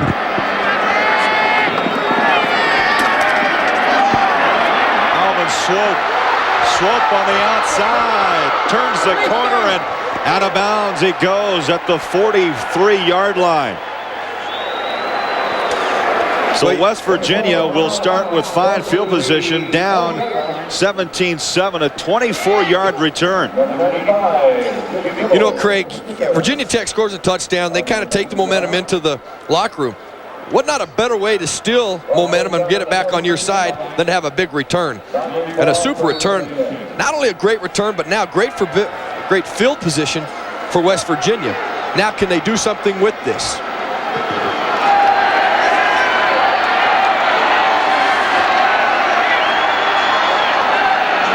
Chad Johnston from his 42-yard line. Guns downfield, incomplete. On the run was David Saunders. And like we saw in the first half, Merrill, a good pressure put on by Virginia Tech. John Engelberger right there in the backfield to put the heat on Johnston. Well, again, you're going to see misdirection. West Virginia was running this all afternoon at the beginning of the first half. This is awfully a lot to ask of your quarterback to run all the way to the left like that, throw all the way across your body. And again, when you tip a ball, you give yourself a chance to catch it, but you also give the defense an opportunity to intercept it. Second down, 10. Foreman, the motion man. Not much. Myron Newsom. inside linebacker. Craig, one thing that hasn't changed and no adjustment has been able to be made earlier in the second half is the running game. I mean, West Virginia's just been able to run the ball. Virginia Tech has been able to shut it down. And all West Virginia's really been able to do is the misdirection type of stuff. Then that kind of puts them into their regular passing game and their tight end. So maybe the tight end's time to get involved here. 3rd down 9. Play action again. Heavy pressure, and down goes Johnston, and breaking through Kerwin Hairston.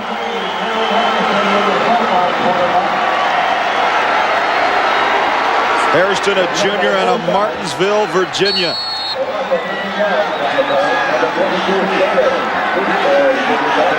Well, the thing that I don't think Virginia Tech did very well in passing situation is get to the quarterback. There they were able to get to Chad Johnson. Sean Scales signals for the fair catch of the 29. A 36-yard kick by West. So after the fine return, West Virginia 3 up and 3 down, and here comes Jim Druckenmiller. A couple of touchdown throws in the first half. And Virginia Tech leads 17-7. 13 of 21, 192 yards. He'll start from the shotgun and then walks up under center.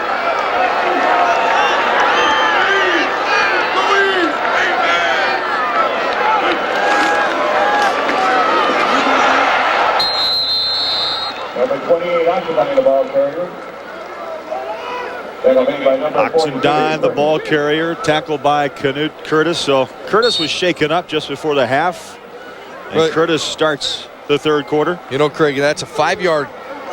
That's first down. That's 5 yards, and there was a little crack there, and it was a shoestring tackle there. Oxendine gets through there. He's got a lot of grass ahead of him. So maybe the fools up front are starting to create some creases for their running backs. You know, we talked about different line formations. You see him set up in a shotgun, then we go to the eye. Oxendine again. This time he runs it near side, dances past the 40 up to the 44-yard line, and a first down for Virginia Tech. Emmanuel knocked him out. You watch Canute Curtis here. You run right at him. Does a nice job of getting on him because it forces Canute Curtis to turn his head around. He turns around just long enough for Ken Oxendine to get around the corner and get a first down.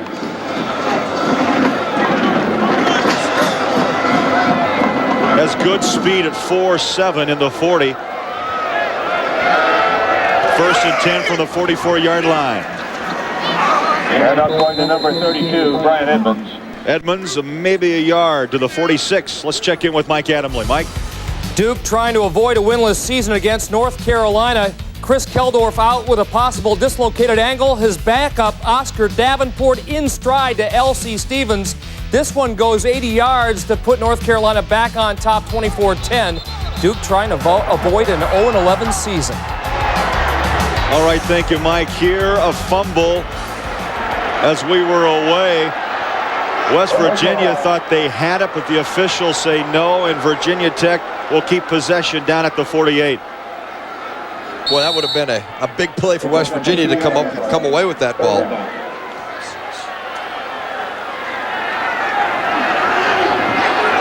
You know what's a killer is when you have a fumble, you think you should get it, and they get it back and gain 2 yards. 3rd down 6 from the shotgun. They set up the screen. Edmonds able to break a tackle past the 40 to the 39-yard line. Van Washington made the tackle, but well, what a play by Druckenmiller. He tried to set the screen to the left side, went back right, and they pick up a first down. Well, Craig, this was a double screen. You got to rely on your quarterback to make a good decision. Now watch here, Druckenmiller to the left, covered. Let's go back to the right, wide open. Got blockers everywhere. Get it to my fullback, Brian Edmonds. Let him break a couple tackles. 13-yard pickup to the 39. 1st and 10. Up the middle. Big hole. Could he go? Touchdown, Oxendine.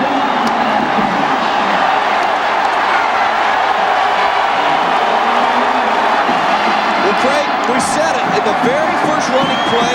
Oxendine had a shoestring tackle. He had a seam there. If he got by that, he was going to have wide open, nothing but him and the safety. Well, this time, he breaks that tackle, and it's nothing but him and the safety. And he makes a nice play here of avoiding that tackle, running through an arm tackle, turning his little jets on. 39-yard touchdown. Shane Graham stays perfect on the season. And Virginia Tech takes their first possession of the second half, and they build a 24-7 lead. Oxendine running for pay dirt. We'll be back. You're looking at the campus of Virginia Tech. Beautiful November afternoon. I thought that was your house. There's a look at Oxendine, who just rumbled for the touchdown. 9 carries now for 67 yards. Not bad for somebody who wants to be a pro scout, huh? He ought to change his mind and try to be a pro running back. Jimmy Kibble, the kick.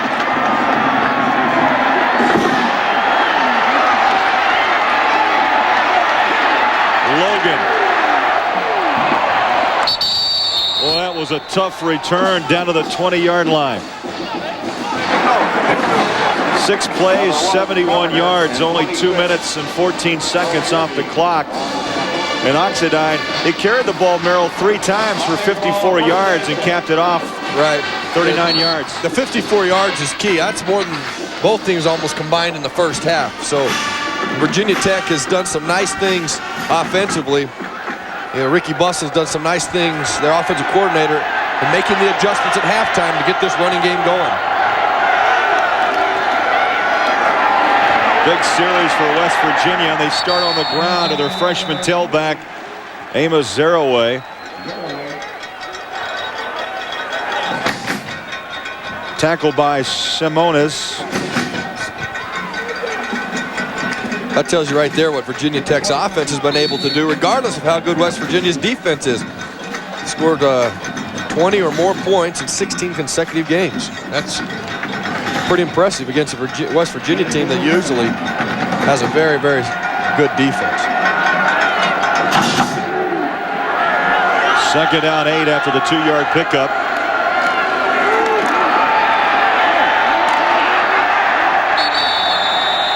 Zeraway. You know, for moments in this game, there have been small seams, and you just anticipate Zeraway's going to break it. Yeah. Torian Gray made the stop. You get to that point, you think he's just about ready to do it, and then, bam, here comes another Virginia Tech defender to make the stop. 16 carries for Zeraway, 41 yards.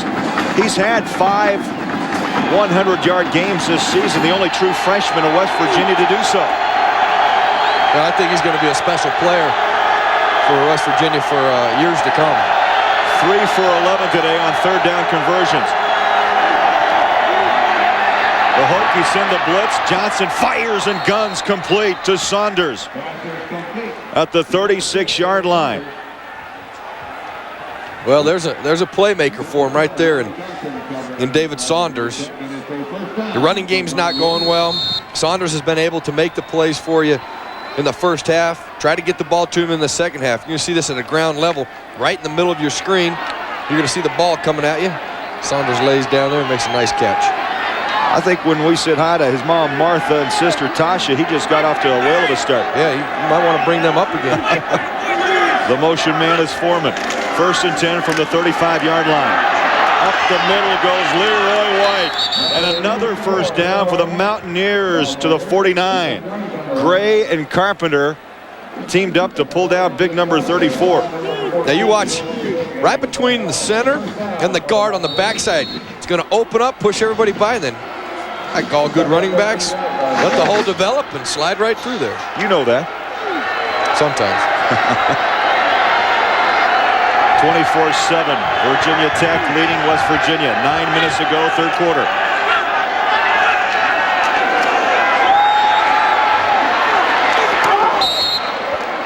Through the hands of David Saunders, and it's a ball I think he thinks he should have caught.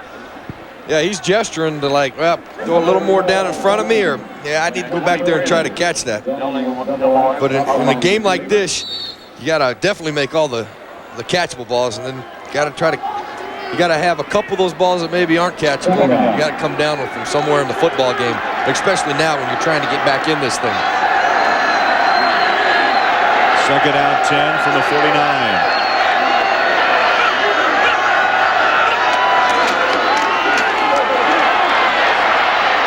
And again, so close with zero way to break it.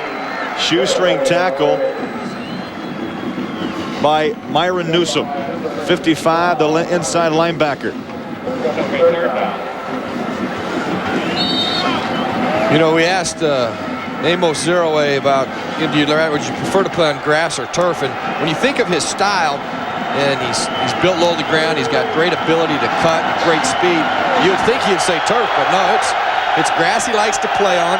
Just hasn't been able to get going today. You know, you got to credit Virginia Tech for swarming to the football and putting the clamps on him this afternoon. Watch out, backside blitz picked up, and the completion to Wable, the tight end. Boy, Chad Johnson, fine job getting rid of that football because the Hokies came in off the unguarded side to put the heat on. And you watch at the top here of the screen, he's going to come scot-free, and this is what quarterbacks,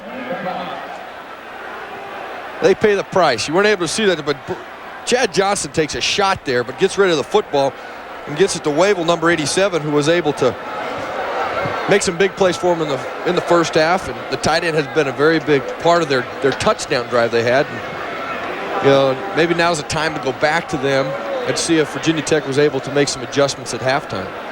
Wavell and Becht, the two tight ends, had a fine first half. It's a first down for West Virginia. You look at Johnston's numbers now, 11 of 25 for 111 yards and a touchdown to Saunders in the first half. Yeah, and you know, Craig, there's probably 3 or 4 opportunities in there where just overthrew the receiver. You know, had a big play opportunity a couple times, and it was just overshot him just a little bit. From the I formation, 1st and 10, they fake the pitch. They throw to the far sideline, and it's complete to Saunders, out of bounds at the 26. Let's check in with Mike Adamle. All right, Craig. College football already has one 2,000-yard rusher, Brian Hanspar. They've got another now, Troy Davis, the second year in a row that he has done so. The shame of it all, he probably won't win the Heisman. Kansas State leading Iowa State 7-0. Thank you, Mike. Yeah, Troy Davis. That's phenomenal. 2 years in a row. 2 years in a row. You know, maybe once, but twice. That's amazing. West Virginia on the move, 1st and 10 from the Hokie 27. Over the middle, incomplete. Nearly a circus catch by Saunders, and then nearly intercepted by Keon Carpenter. Oh, that ball hung out there for what seemed to be an eternity. This has happened a couple of times where, you know, David Saunders is trying to make a play here. You see to the left of your screen as he comes in and gets hit, loses the ball, tries to make the play. And then Keon Carpenter comes in there and almost makes another interception. And he had the big one last week against Miami. And I asked him, I said, is that the biggest college play you ever had? He said, nope, it's the only one. 100 yards, he took it back to seal the win. Leroy White bulls his way to the 25-yard line, and the clock coming up on the 7-minute mark here of the third quarter. You know, I'm saying Keon Carpenter, if that's the only college play you've made, that's not bad. 100 yards to seal a victory against Miami down in the Orange Bowl. It's not a bad play if it's your only one. Almost had a chance there to make another one.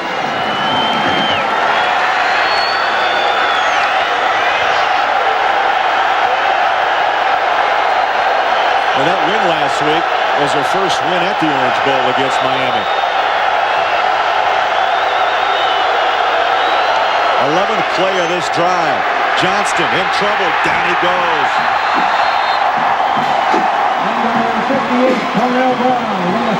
Cornell Brown came in.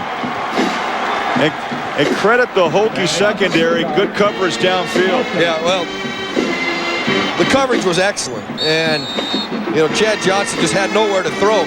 And then when Cornell Brown is given 2 or 3 seconds, I mean, he's going to create some problems. Coming into this game, Dan Summerall, the defensive coordinator, Bud Foster, the Virginia Tech defensive coordinator, wanted to get Cornell Brown back in his rhythm because of the scope he had about a month ago. It's the second time he's played a game back-to-back, and he has that ability, and he's playing well today. 4th and 10, the ball batted up for grabs, incomplete. West Virginia with a bold decision to go on 4th and 10. But when you're down 24-7 late in the third quarter, Don Nehlen said, let's do it. Well, you look at this, Virginia Tech just brings the house. And Myron Newsom jumps up in the air, and actually he jumps up in the air, hit him in the head. So he jumped high enough to interfere with the throw there. Looked like Kerwin Hairston, number 93, so close to having an opportunity for an interception. So on downs, Virginia Tech takes over. And they run the football to Oxendine, who had that big drive last time out. Jason Williams made the tackle. Say West Virginia, they got to feel mighty low on the sideline. They took 12 plays. They moved 53 yards, took 5:30 off the clock, and got nothing. Steve Dunlap, the defensive coordinator for West Virginia, really feels that West Virginia had to control the line of scrimmage. And here in the second half, as you see, Druckenmiller audible. And the audible goes right to Oxendine. Now, you talked earlier, too, about the fact they were going to take a look at that West Virginia defense and switch things up when necessary. Yeah, well, they're going to try to send their protection to wherever Canute Curtis is. Right there, I believe they just audible to the run. And you look at the offensive line of Virginia Tech, it seems like they're kind of taking control of this football game now. They're able to run the ball a little more. Really, Jim Druckenmiller hasn't been pressured really all day. You saw the stat there, 55 yards, and today they've given up nearly 90. To the air, the catch. Jennings breaks it at the 40. Brian Jennings, the tight end, the 3-year letterman from Forest, Virginia, and he was brought down by Longino. Well, everything's working for Virginia Tech right now. The running game's going. That sets up the passing game. He hits Jennings here, and then players must make plays. And Jennings does a nice job of breaking the tackle there, getting almost 20 yards after the catch. How about 27? Brian Jennings, 6'4", 254. Good speed for the tight end. Virginia Tech up 24-7, on the move again. Druckenmiller, play action up top. Throws into coverage, incomplete. There was contact, but no flags. And the reason I don't think that was a flag is Sean Scales actually ran right in to Washington. You look at the play action fake there, pulls the ball down, and then hit right there at the end. See, Scales runs right into Washington as Washington was running back, and that's why that's not pass interference. Bastine also back there on coverage. 2nd down, 10 from the 39. Number 28, Oxendine again, the ball carrier. Lost a yard, maybe 2, back to the 41-yard line. Stopped by Jason Williams. And number 44, Williams. Loss of a yard on the play. 3rd down. That brings up 3rd down and 12. Clock running under 4 minutes to play, 3rd quarter.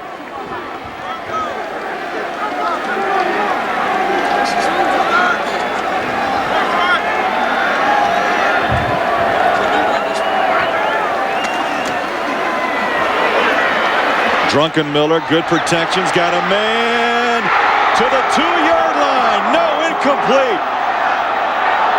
Stewie, the junior, Number 81. Boy, he had to wait on that ball. Had to come all the way across the field. Yeah, Stewie already had fallen to his knees because he was trying to come back to the football and just wasn't able to come up with it. And he has been hot of late. 3 straight games, he's got a touchdown pass. Yeah, and you know, Drunkermiller, you see him get hit right there. I don't think he could really follow through with the pass. And I couldn't quite see, but it looked like the ball was hit there right at the end. By Elijah.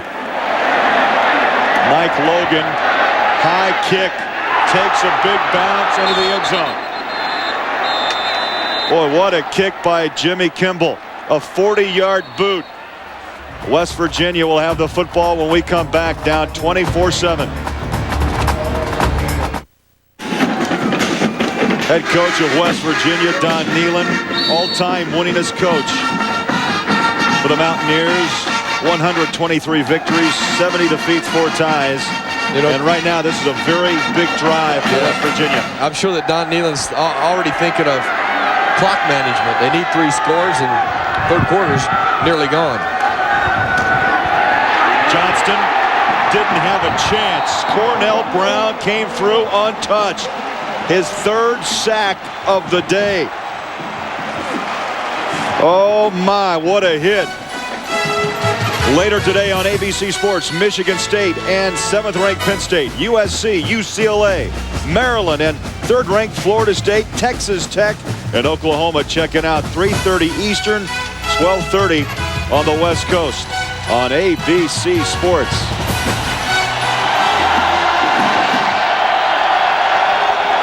What a hit by Cornell Brown.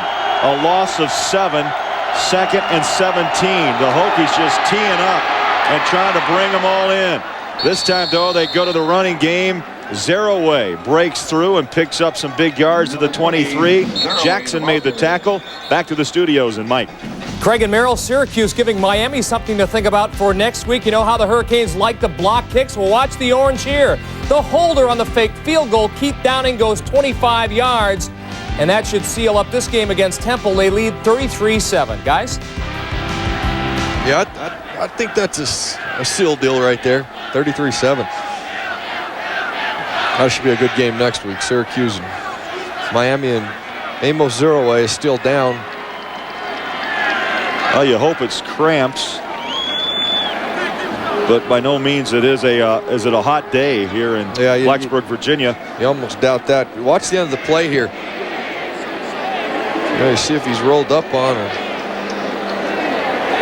All right, there's so many bodies flying around in different angles. It's hard to see. You know, he may have re-aggravated that turf toe. You know, that's a good point. That's, hobbled him for a while.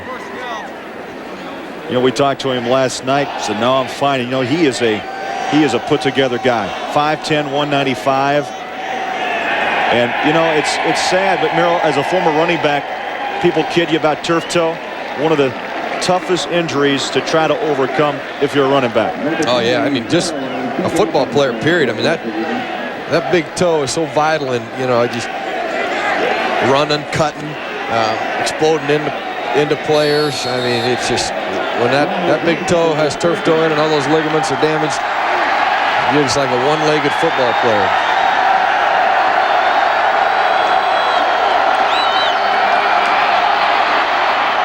The handoff to Swope, and he rips off some big yards to the 38-yard line, tackled by Carpenter. Swope, a freshman, as is Zeraway. Yeah, you know, both these guys redshirt freshmen. But Swope here, nice job. He doesn't have the speed of Zeraway, but they say, boy, he is smooth and elusive, and right there almost able to elude everybody and go the distance.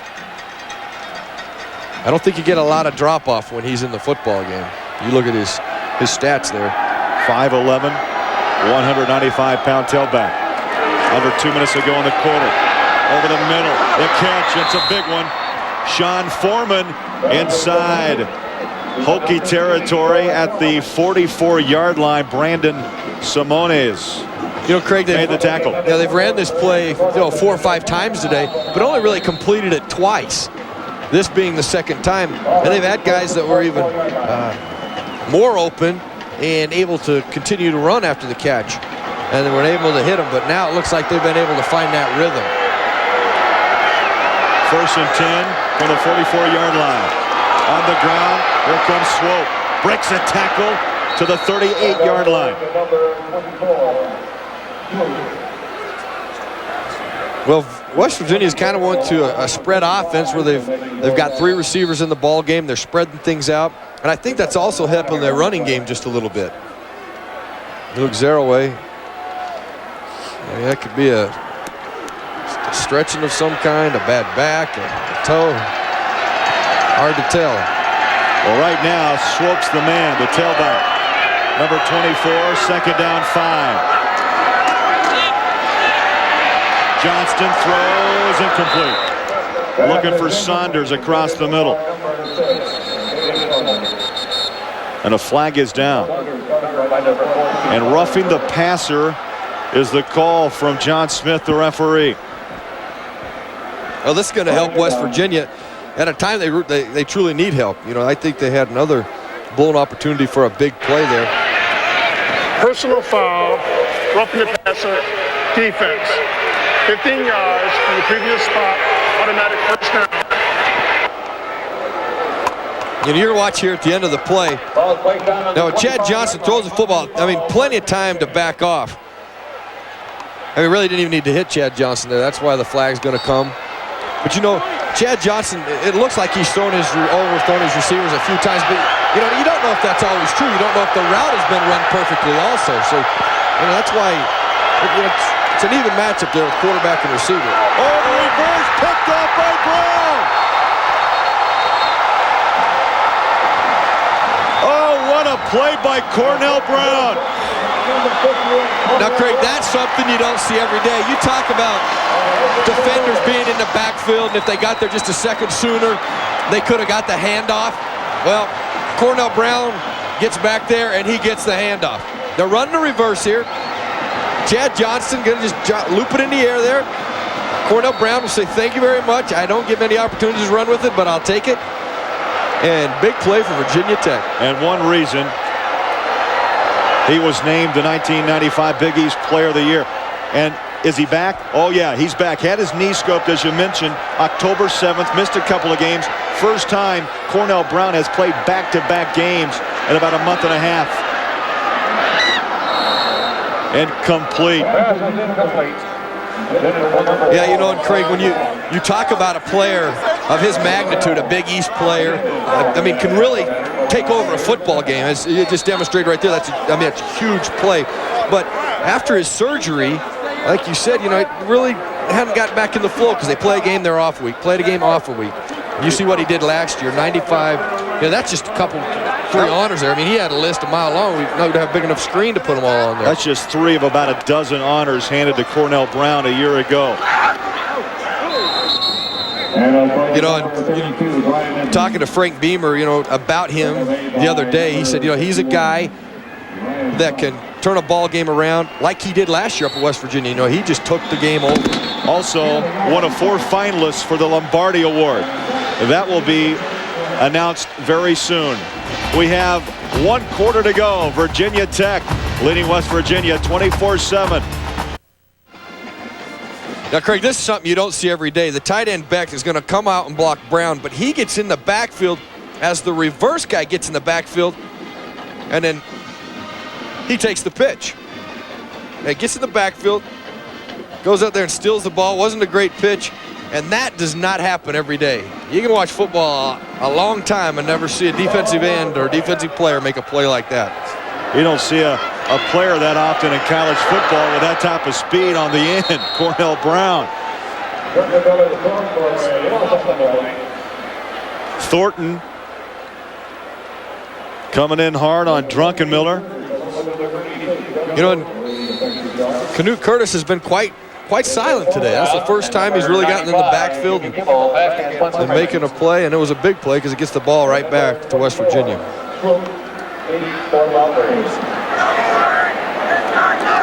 Swope flags her down, and the lefty kicks it a mile from the 16. At the 30, 35, 40. and stumbles and falls at the 45-yard line. You know, and Craig, I think it's all for naught because West Virginia wanted to come after that kick, and I'm not so sure they didn't line up offsides. A 50-yard kick, a 32-yard return, but a flag is back at the 35. Here's John Smith. Illegal formation, kicking team. That penalty will be declined. 1st and 10. 14-14 to go, 4th quarter. The Hokies leading West Virginia 24-7. We'll be back.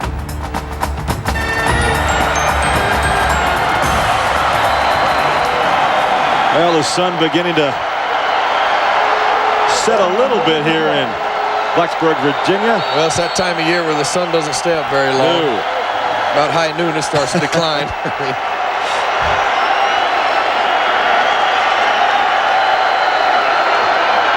First and 10 from the 49-yard line.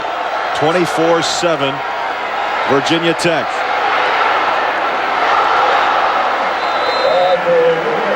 Incomplete to the tight end, Becht. Thanksgiving weekend. 4 of the game's big guns try to shoot eagles in the desert. The Skins game from La Quinta begins Saturday at 3:30 on ABC. We saw Tiger. I'd like to be a rookie on the tour and you're already in the Skins game. Tiger. They already signed a deal for like, what, $40 million? Nike, yeah.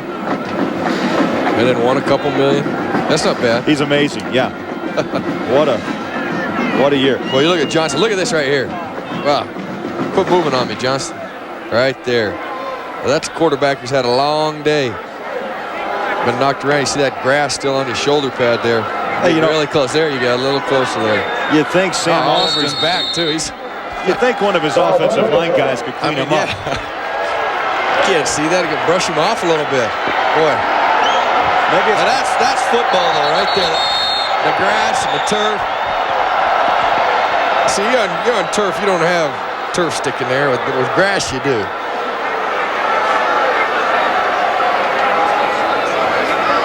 Well, stoppage in play. We'll get an explanation here from John Smith. Game clock should read 14:08. It reads 13:54, and we're going to reset it. Yeah, and I can guarantee you that Don Nehlen and the West Virginia coaching staff was probably the ones to bring that attention, because they need time.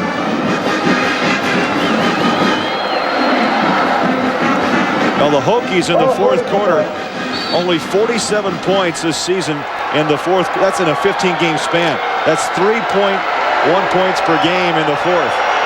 So offensively, they've obviously had problems, and so that's got to be a plus if you're a West Virginia coach or fan to know you got a chance to get back in this game. Yeah, but on the West Virginia side, you got to make some plays now. And they're going to wave that ball off incomplete. Anthony Becht, the freshman, couldn't hang on. Let's check in with Mike Adamle. Well, guys, Miami's turn to give Syracuse something to think about for next Tough Run trophy. I don't think I ever had a run like that, though. 3rd down 10. And it's going to be close. Depends on the mark. Swope did a nice job breaking tackles in the open field. Cornell Brown finally chased him down. Yeah, and it looks like he has a first down there. It's going to be close enough to bring in the sticks. And from the eagle eye that I possess here, it looks like a first down by a good foot. Yeah, a good ball length. I mean, that's a lot in football when it comes down to inches. Now we'll see just how accurate one was. Yep, there you go. There's a football. There's a football.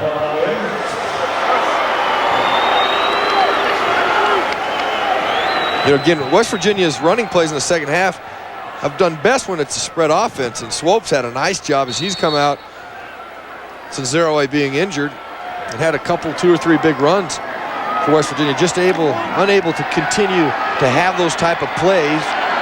They do something later and after a play like that shoots them in the foot and they turn the ball over.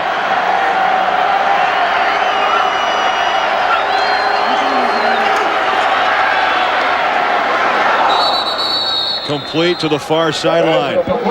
His favorite receiver on the day is Saunders. Lauren Johnson, the left corner, made the catch, or made the stop on David Saunders. And when you're that close to the sideline, just get the play and run it on into the huddle.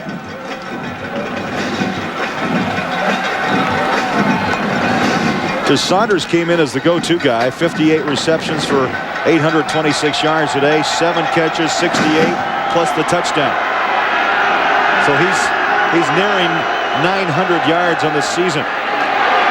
Johnson up top. He's got a man. Incomplete. Intended for Rashawn Vanderpool, but Torian Gray was back there on coverage. And Vanderpool, boy, he had a shot at it, Craig. Was right there. Yeah, Torian Gray does a nice job, because I think Vanderpool is going to make that catch if Torian Gray doesn't come over and distract him in some fashion. Now, this is probably the nicest ball that Chad Johnson has thrown deep today. Vanderpool almost there to make the big play. 3rd down and 3. Draw up the middle. 1st down, Mountaineers, and then some. And this drive will continue. Swope, the ball carrier, wrapped up by Nate Williams. You know, and it may seem somewhat crazy to think about how much time's left on the clock in the 4th quarter, but at this point, you may only have the ball back 3 times. So every time you get the ball back in your possession, speaking on West Virginia's side, you've got to score. You've got to put at least 2 of the times a touchdown, and the other time's got to be a field goal to tie this game up. Zaraway back in after sitting out a series. A play fake to Zaraway, going for the end zone, knocked away, incomplete. And pretty good coverage by Anthony Midget. Now, we talked earlier that, and even Don Nehlen told us, we're going to find Anthony Midget. Yeah, we know he's a freshman. He's playing the corner, but we will find him and test him. Well, they've tested him, but Anthony Midget has done a nice job in holding his own. And you look at this throw, if you can see the shadows of the players, I mean, they're looking right back into the sun. And Sean Foreman to turn around and make that play, and not only got to find the ball, but find it within the sun. 2nd down 10.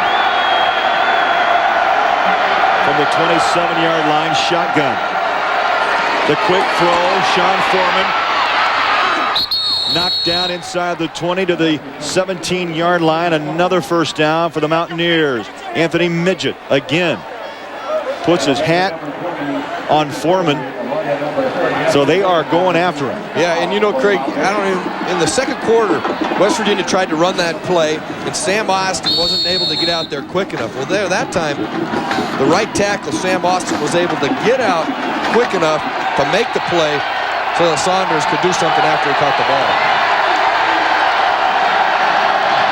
1st and 10 from the 16. Swope breaks it, touchdown, Mountaineers.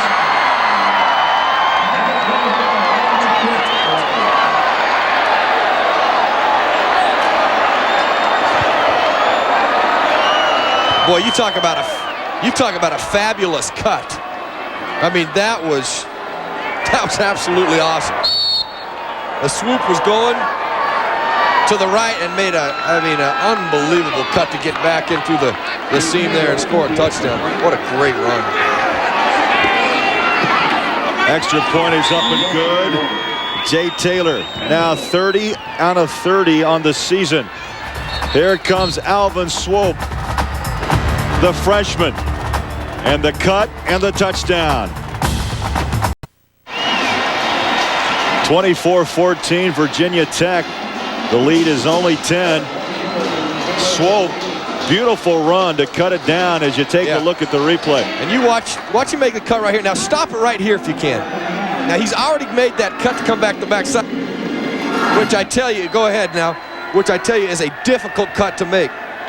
And Swope not only makes the cut, but the nice explosion right through there to get into the end zone. It's kind of funny. West Virginia, Virginia Tech have scored touchdowns here in the 2nd half running the football, when the 1st half, I think they couldn't do it at all.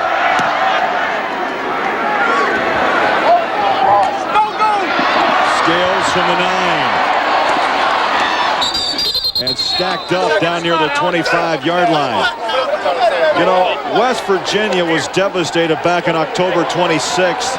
They lost a very, very difficult game to Miami. You know, we talked to Don Nehlen about it. Here it is. 29 seconds to play, Merrill. West Virginia up 7-3. They're back to punt. And Brian West has it blocked. The Hurricanes pick it up, and they run it in for what would turn out to be the winning touchdown by Brooks. And we talked to Don Nehlen. He said, you know what, we carried that loss over to Syracuse, and they lost to the Orangemen. And so instead of a perfect season, they end up losing a couple right there. Yeah. Well, and it's, and I can tell you this, that there is no, I don't think there's more disheartening way to lose a football game than like that. And you look at the block punts, first 15 years, only 6 blocks for Don Nehlen and his team. And just the last 2 years, 10 total. You know, 3 2 years ago and 7 already this year.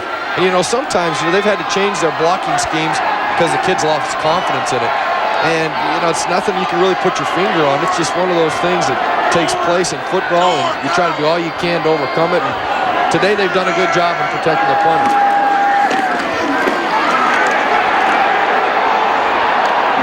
Well, that Mountaineer defense, renewed vigor indeed. They say a fumble.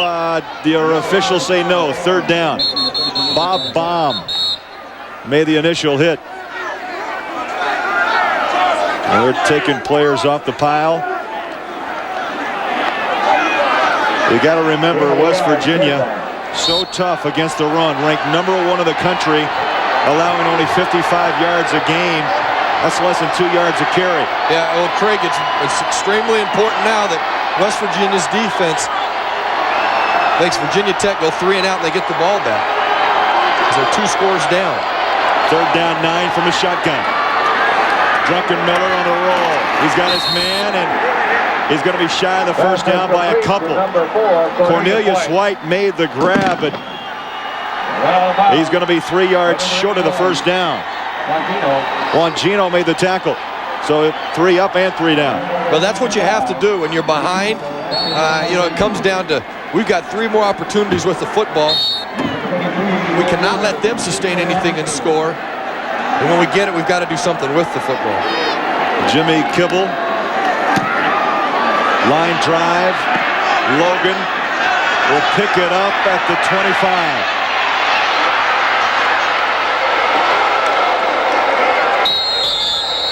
And Logan is taken under by a host of red jerseys. Timeout, 10:28 to play. We'll be back. 24-10, Virginia Tech. Back in Blacksburg, Virginia. That doesn't look like a college campus, does it? But now just get a little bit here to the right. Here comes the campus. I mean, I think this is a great, great setting. I mean, you walk in, it almost looks like a farm and a dairy farm, and then all of a sudden, bam, there's the campus. What a beautiful place. And a stadium that holds over 50,000. It's jam-packed today. West Virginia back on offense. Incomplete, the call along the near sideline. The intended receiver, David Saunders. Hey, Monday night at 9, the Pittsburgh Steelers, led by Jerome Bettis, tear into Pro Player Stadium to take on Danny Marino and the Miami Dolphins. Check it out, Monday Night Football on ABC Sports. The Steelers and the Dolphins. Yeah. Merrill, your old team, you'll be there doing some radio. Yeah, it's going to be a good game.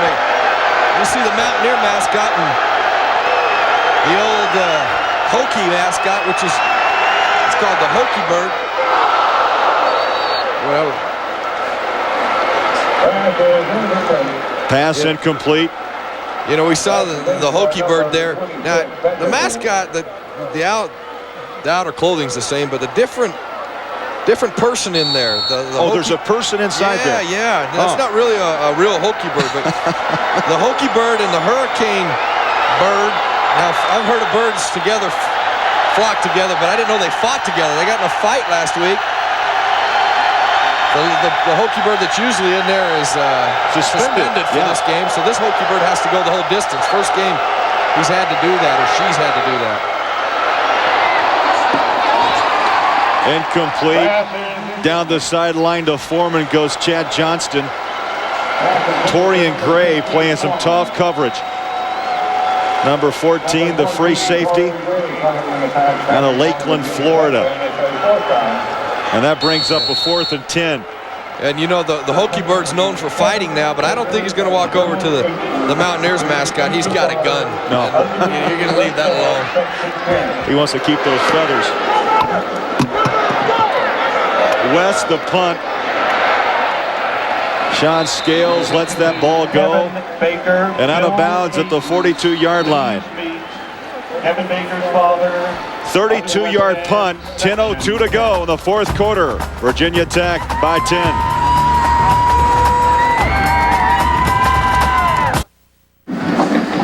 .10:02 to go from Lane Stadium in Blacksburg, Virginia. Virginia Tech leading West Virginia 24-14.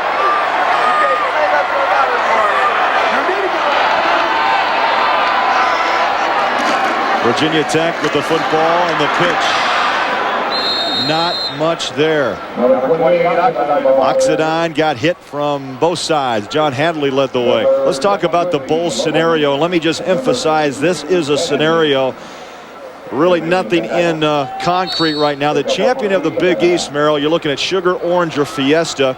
The 2nd place team, Gator, will take on North Carolina. 3rd place team, CarQuest, possibly against Virginia. And the 4th place team, Liberty, the Liberty Bowl, taking on Houston.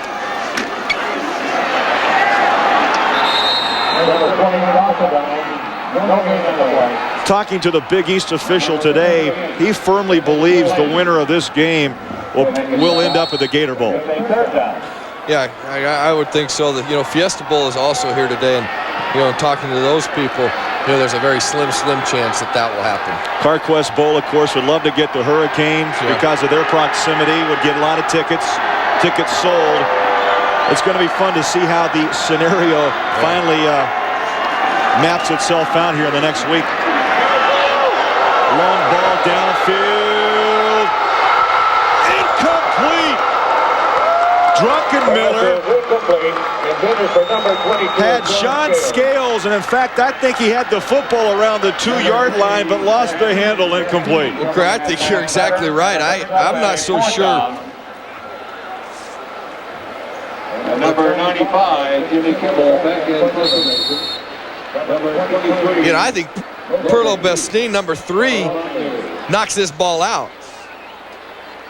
Now you watch this right down at the end, and Scales, it looks like he has it right in his hands, and you look at it and strips it out. Yep. Good Perlo play. Bestine, nice job. Logan back to the 26-yard line. Yeah, no question. Scales was smelling 6, but a great defensive play by Bastine. And remember, Bastine's only a freshman. Right.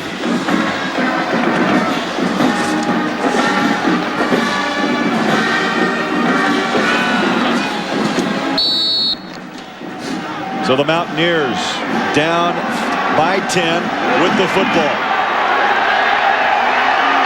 8:35 to go. 1st and 10 from the 26.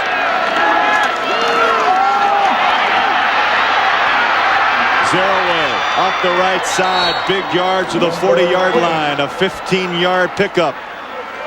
Zeraway picking up yardage. Hairston had to chase him down from his defensive tackle spot. And if Zeraway's got turf toe or is re-injured, he didn't look like he was hurting on that play. Yeah, it sure wasn't a run where it looked like he was hurting.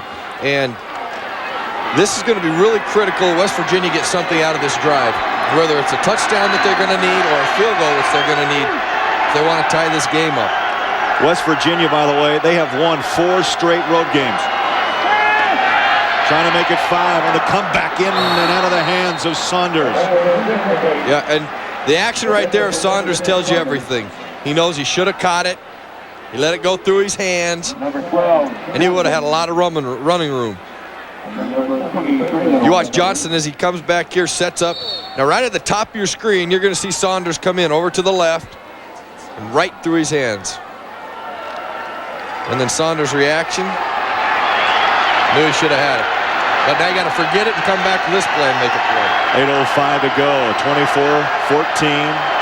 Virginia Tech. You see Johnston's numbers on the day. 161 yards. Picks up a few more as he pitches it out to the far side. Vanderpool made the catch. Let's go to the studios and Mike.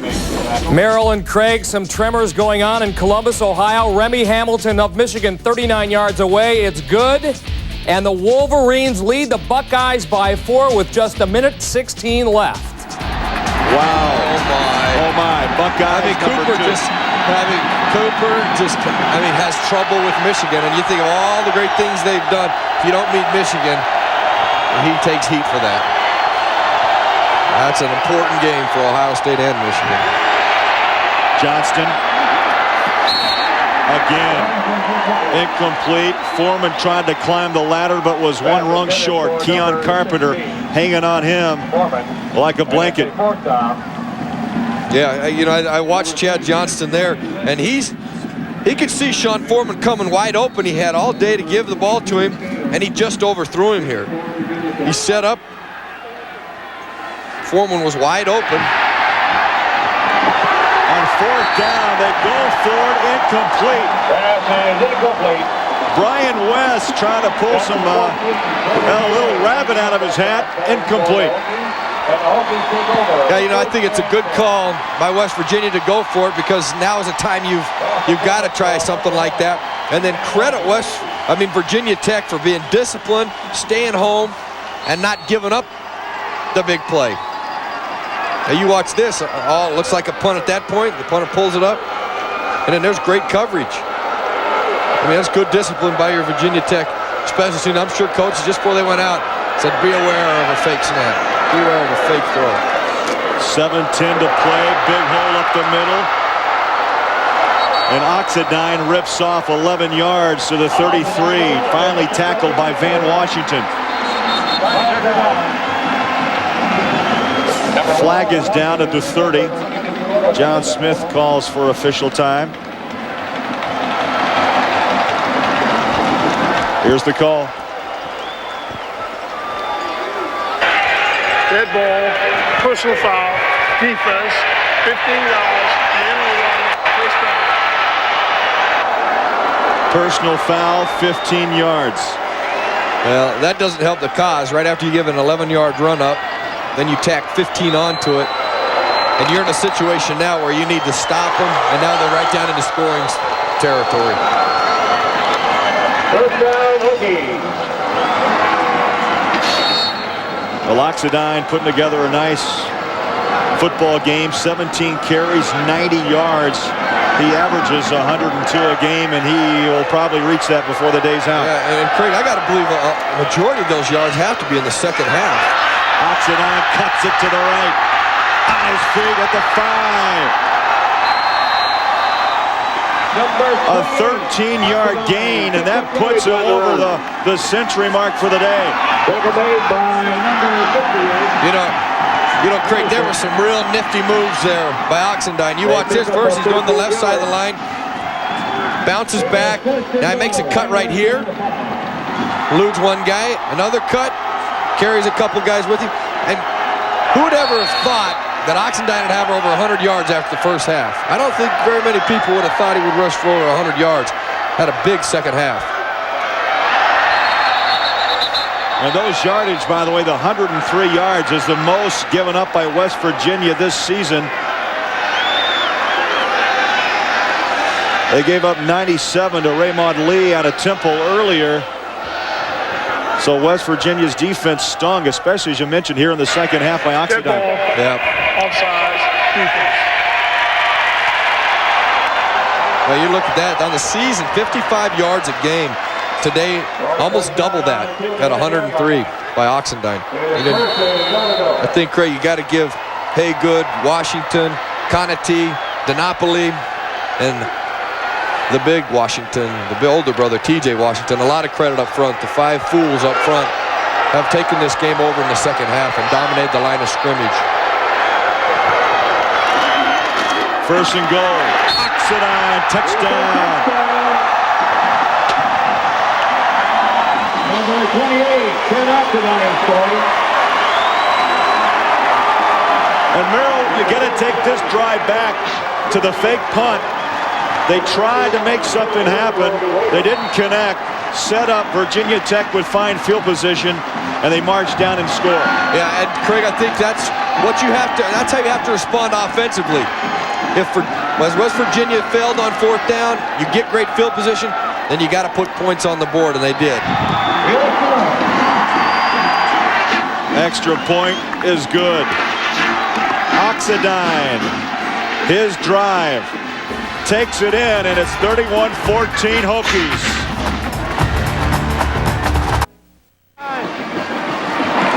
Well, there's Oxidine, only 13 yards in the first half, Merrill, now with 105 on the day.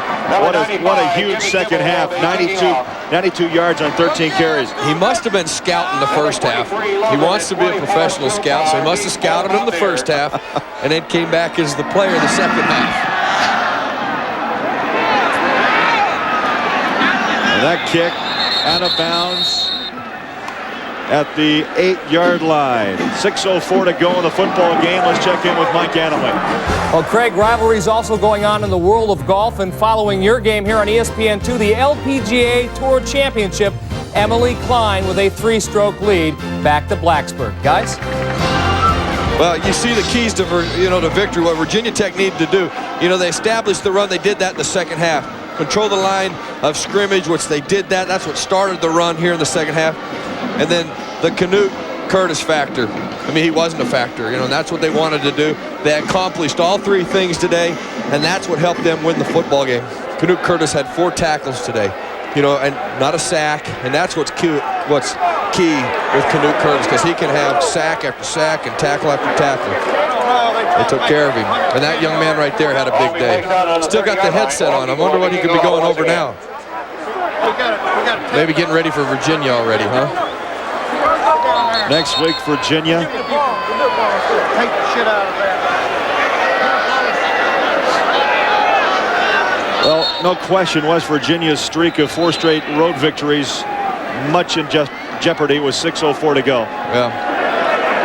It's been interesting. I think Virginia Tech, they kind of, back in '89 when they went up and beat West Virginia, when they were ranked number 9 in the country and beat West Virginia, I think that kind of established the foundation for Virginia Tech, and they have gradually built upon that. And this will be another building block for them in beating West Virginia in a very, very crucial game.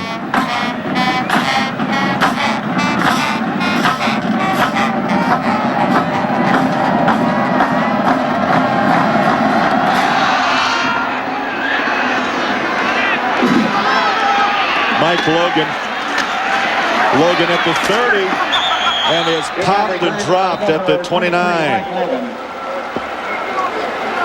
So the Mountaineers down 31-14, 6 minutes to go. Stick around later today on ESPN2, South Carolina and Clemson. And then Iowa, 23rd ranked Iowa taking on Minnesota, 8:30. Later today on ESPN2. Rivalry day around college football. And well, it started out here like gangbusters, and Virginia Tech has just been able to slowly but surely overcome West Virginia and all they've had to offer today. Incomplete. Virginia Tech had a 17-7 lead at the half, and now on top 31-14. That incompletion stops the clock with 5:56 to go.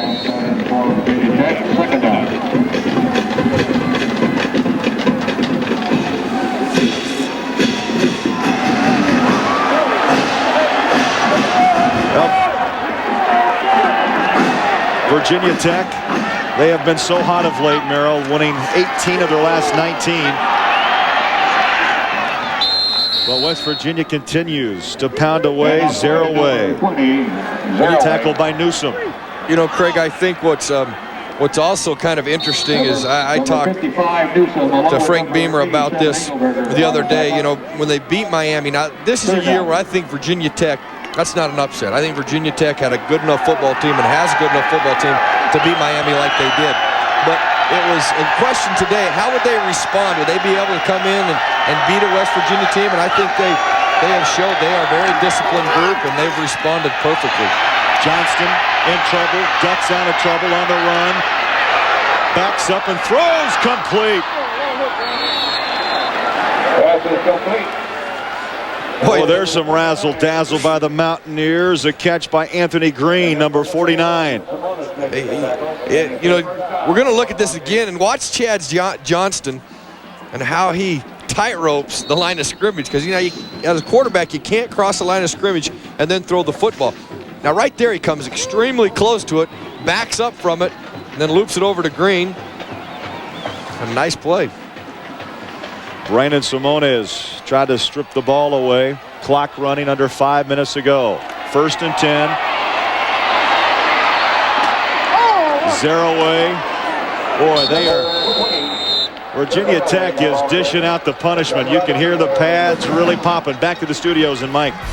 The Wolverine mastery continues in Columbus. 4 seconds remain in the game. The Hail Mary pass from Joe Germain intercepted by Michigan's Marcus Ray, and it is all over in Columbus. The Wolverines win 13-9. John Cooper now 7-1 lifetime against Michigan. Wow. You know, and what's amazing about that is they've won every football game. They were ranked, I think, 2nd in the country, and that one loss makes it seem like a bad year. That's amazing. That's going to throw the polls askew, won't it? Over. Oh, my! Collision. You want a definition? You just saw it and you just heard it. Boy, you know, those are scary collisions, too. When you're exposed, you're flying out there, and then you got to defend. You're going to see this right in the middle of your screen. Chad Johnston throws the ball, you lay it out, and bam, right in the head. That's a dangerous type of hit right there. That's the freshman tight end, Becht, and Pearson Prelo. If that doesn't ring bells, I don't know what would. Well, Pearson Prelo, sure is a good football player, and come in there and just tried to jar it. Just making a football play. There was nothing dirty about it. 2nd down 10. Johnston fires the ball up for grabs, picked off. Simones. You know, you see that. Now, defenses always talk about stripping the football, but you know, offensive players aren't that shabby at it either. Pecanis. Watch this play. Now, this has happened several times today, where a bounce or deflection and then an interception. Now, watch right here. He's going to strip the ball. There it is. Now, that's an offensive player. And that's Wabel comes in there, strips the ball. West Virginia gets it right back. And Brian Pecanis, the right guard, 61, recovers. It's a 1st and 10 the hard way. Oh, my. From the 40-yard line, under 4 minutes to go. On the play action, Johnston, and complete to the 30-yard line. Boy, David Saunders. Pearson Prelo is everywhere on the football field right now. He is making play after play after play. And he's coming up with some awfully big hits and some great tackles. 2nd down and 1. Clock continues to run at 3:20 to left to play in the 4th quarter. David Saunders, 8 receptions, 77 yards, and a touchdown.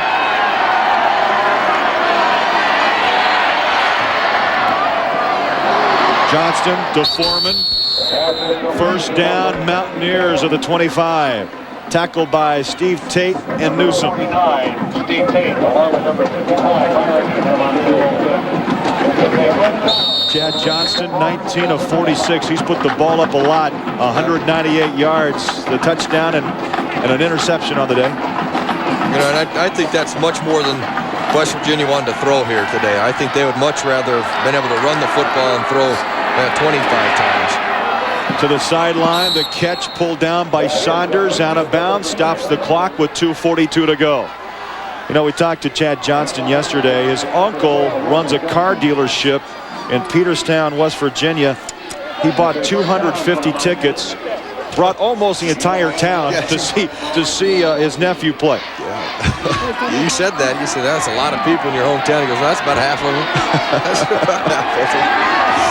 Well, I'm sure they're not. They would have liked to see it score the other way, but Chad Johnson has played very well for West Virginia in his career there. Draw to Swope. Danny Wheel made the tackle, number 90. And a timeout now by West Virginia. Yeah, that was the play that they were able to spring Swope on a little earlier when he had the touchdown. And their Virginia Tech defense closed it right up. 2:28 to go. Virginia Tech in command. We'll be back.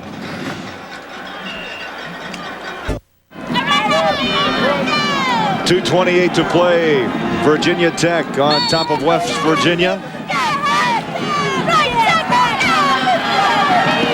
Well, the Hokies on their way to their 9th win. It'd be interesting to see how the polls relate to this game.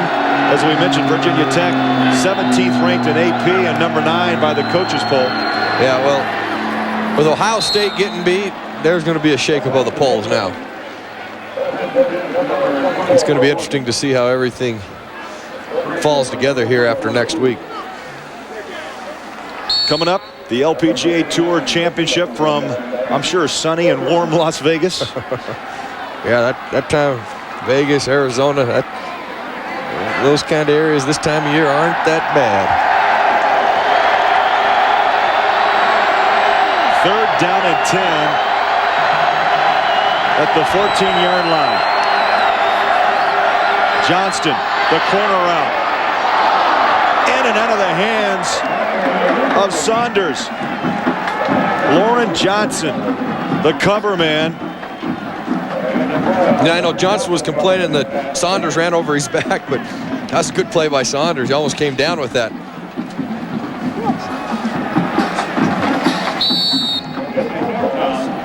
You watch at the top of your screen there, that Johnson plays out. Now he sees the ball the same time Saunders does, and Johnson just actually tripped there, and he should have made that catch.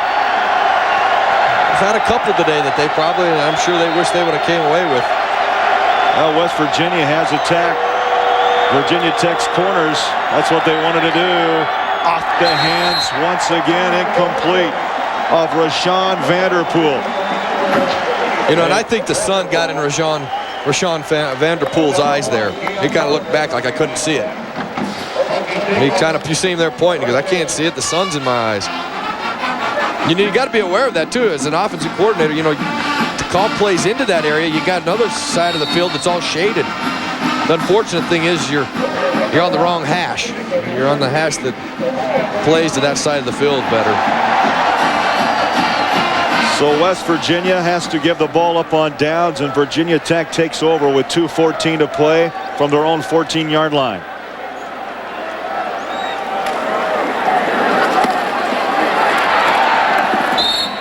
Pickoff going to number 38, Sharon Smith. Let's go to the studios and Mike Adamley. Frank and Merrill, we would be remiss if we did not do this update here at the Harvard Stadium. Yale quarterback Chris Barber, his pass falls incomplete. Yale loses the game. More importantly, Yale loses their coach, Carm Koza, retiring after a 32-year career, a career which produced 10 Ivy League titles and maybe more importantly, 5 Rhodes Scholars. We salute his fabulous career. Indeed, Mike. Thank you.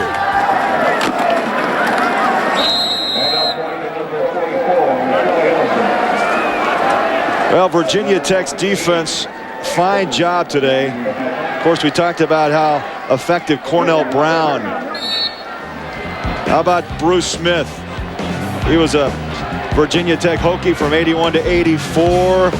Boy, the style. Oh, boy, what a player. Yeah, well, watch this next highlight. And what? They should outlaw guys like this in the college ranks. They need to stick them in the NFL. God, he's just throwing guys around like rag dolls. Back on the ground, the Hokies trying to just run the clock. Cornell Brown, they say, you know what, you're just as good as Bruce Smith. Well, Cornell Brown, his response to that, this is a classic quote.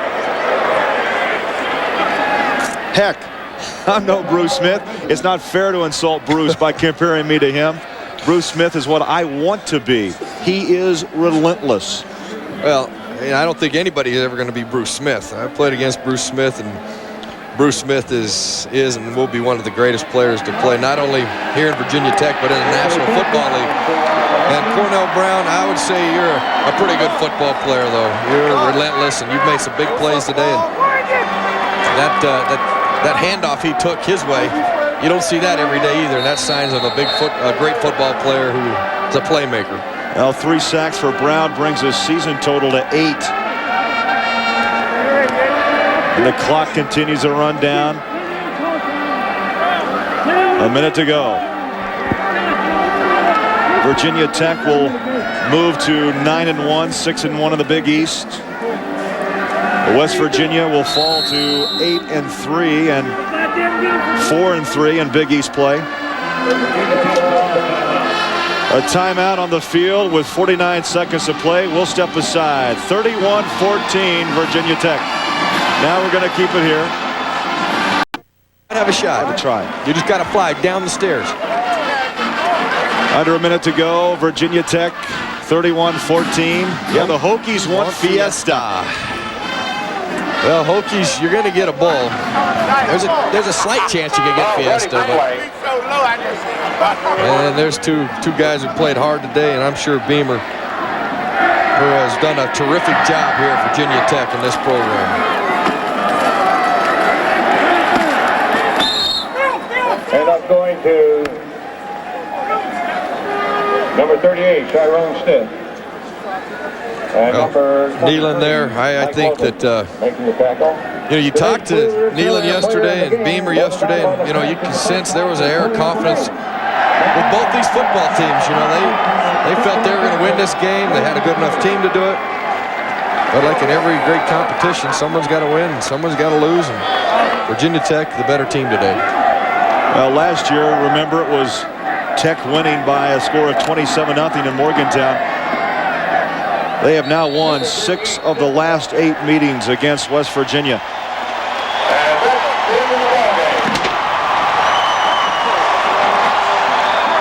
And that ends it. 31-14, the final. West Virginia losing to Virginia Tech. This has been a presentation of ESPN, the worldwide leader in sports. Stay tuned for the 3rd round action of the LPGA Tour Championship coming up next on The Deuce from Las Vegas. For Merrill Hodge, I'm Craig Bolerjack saying so long from Blacksburg, Virginia.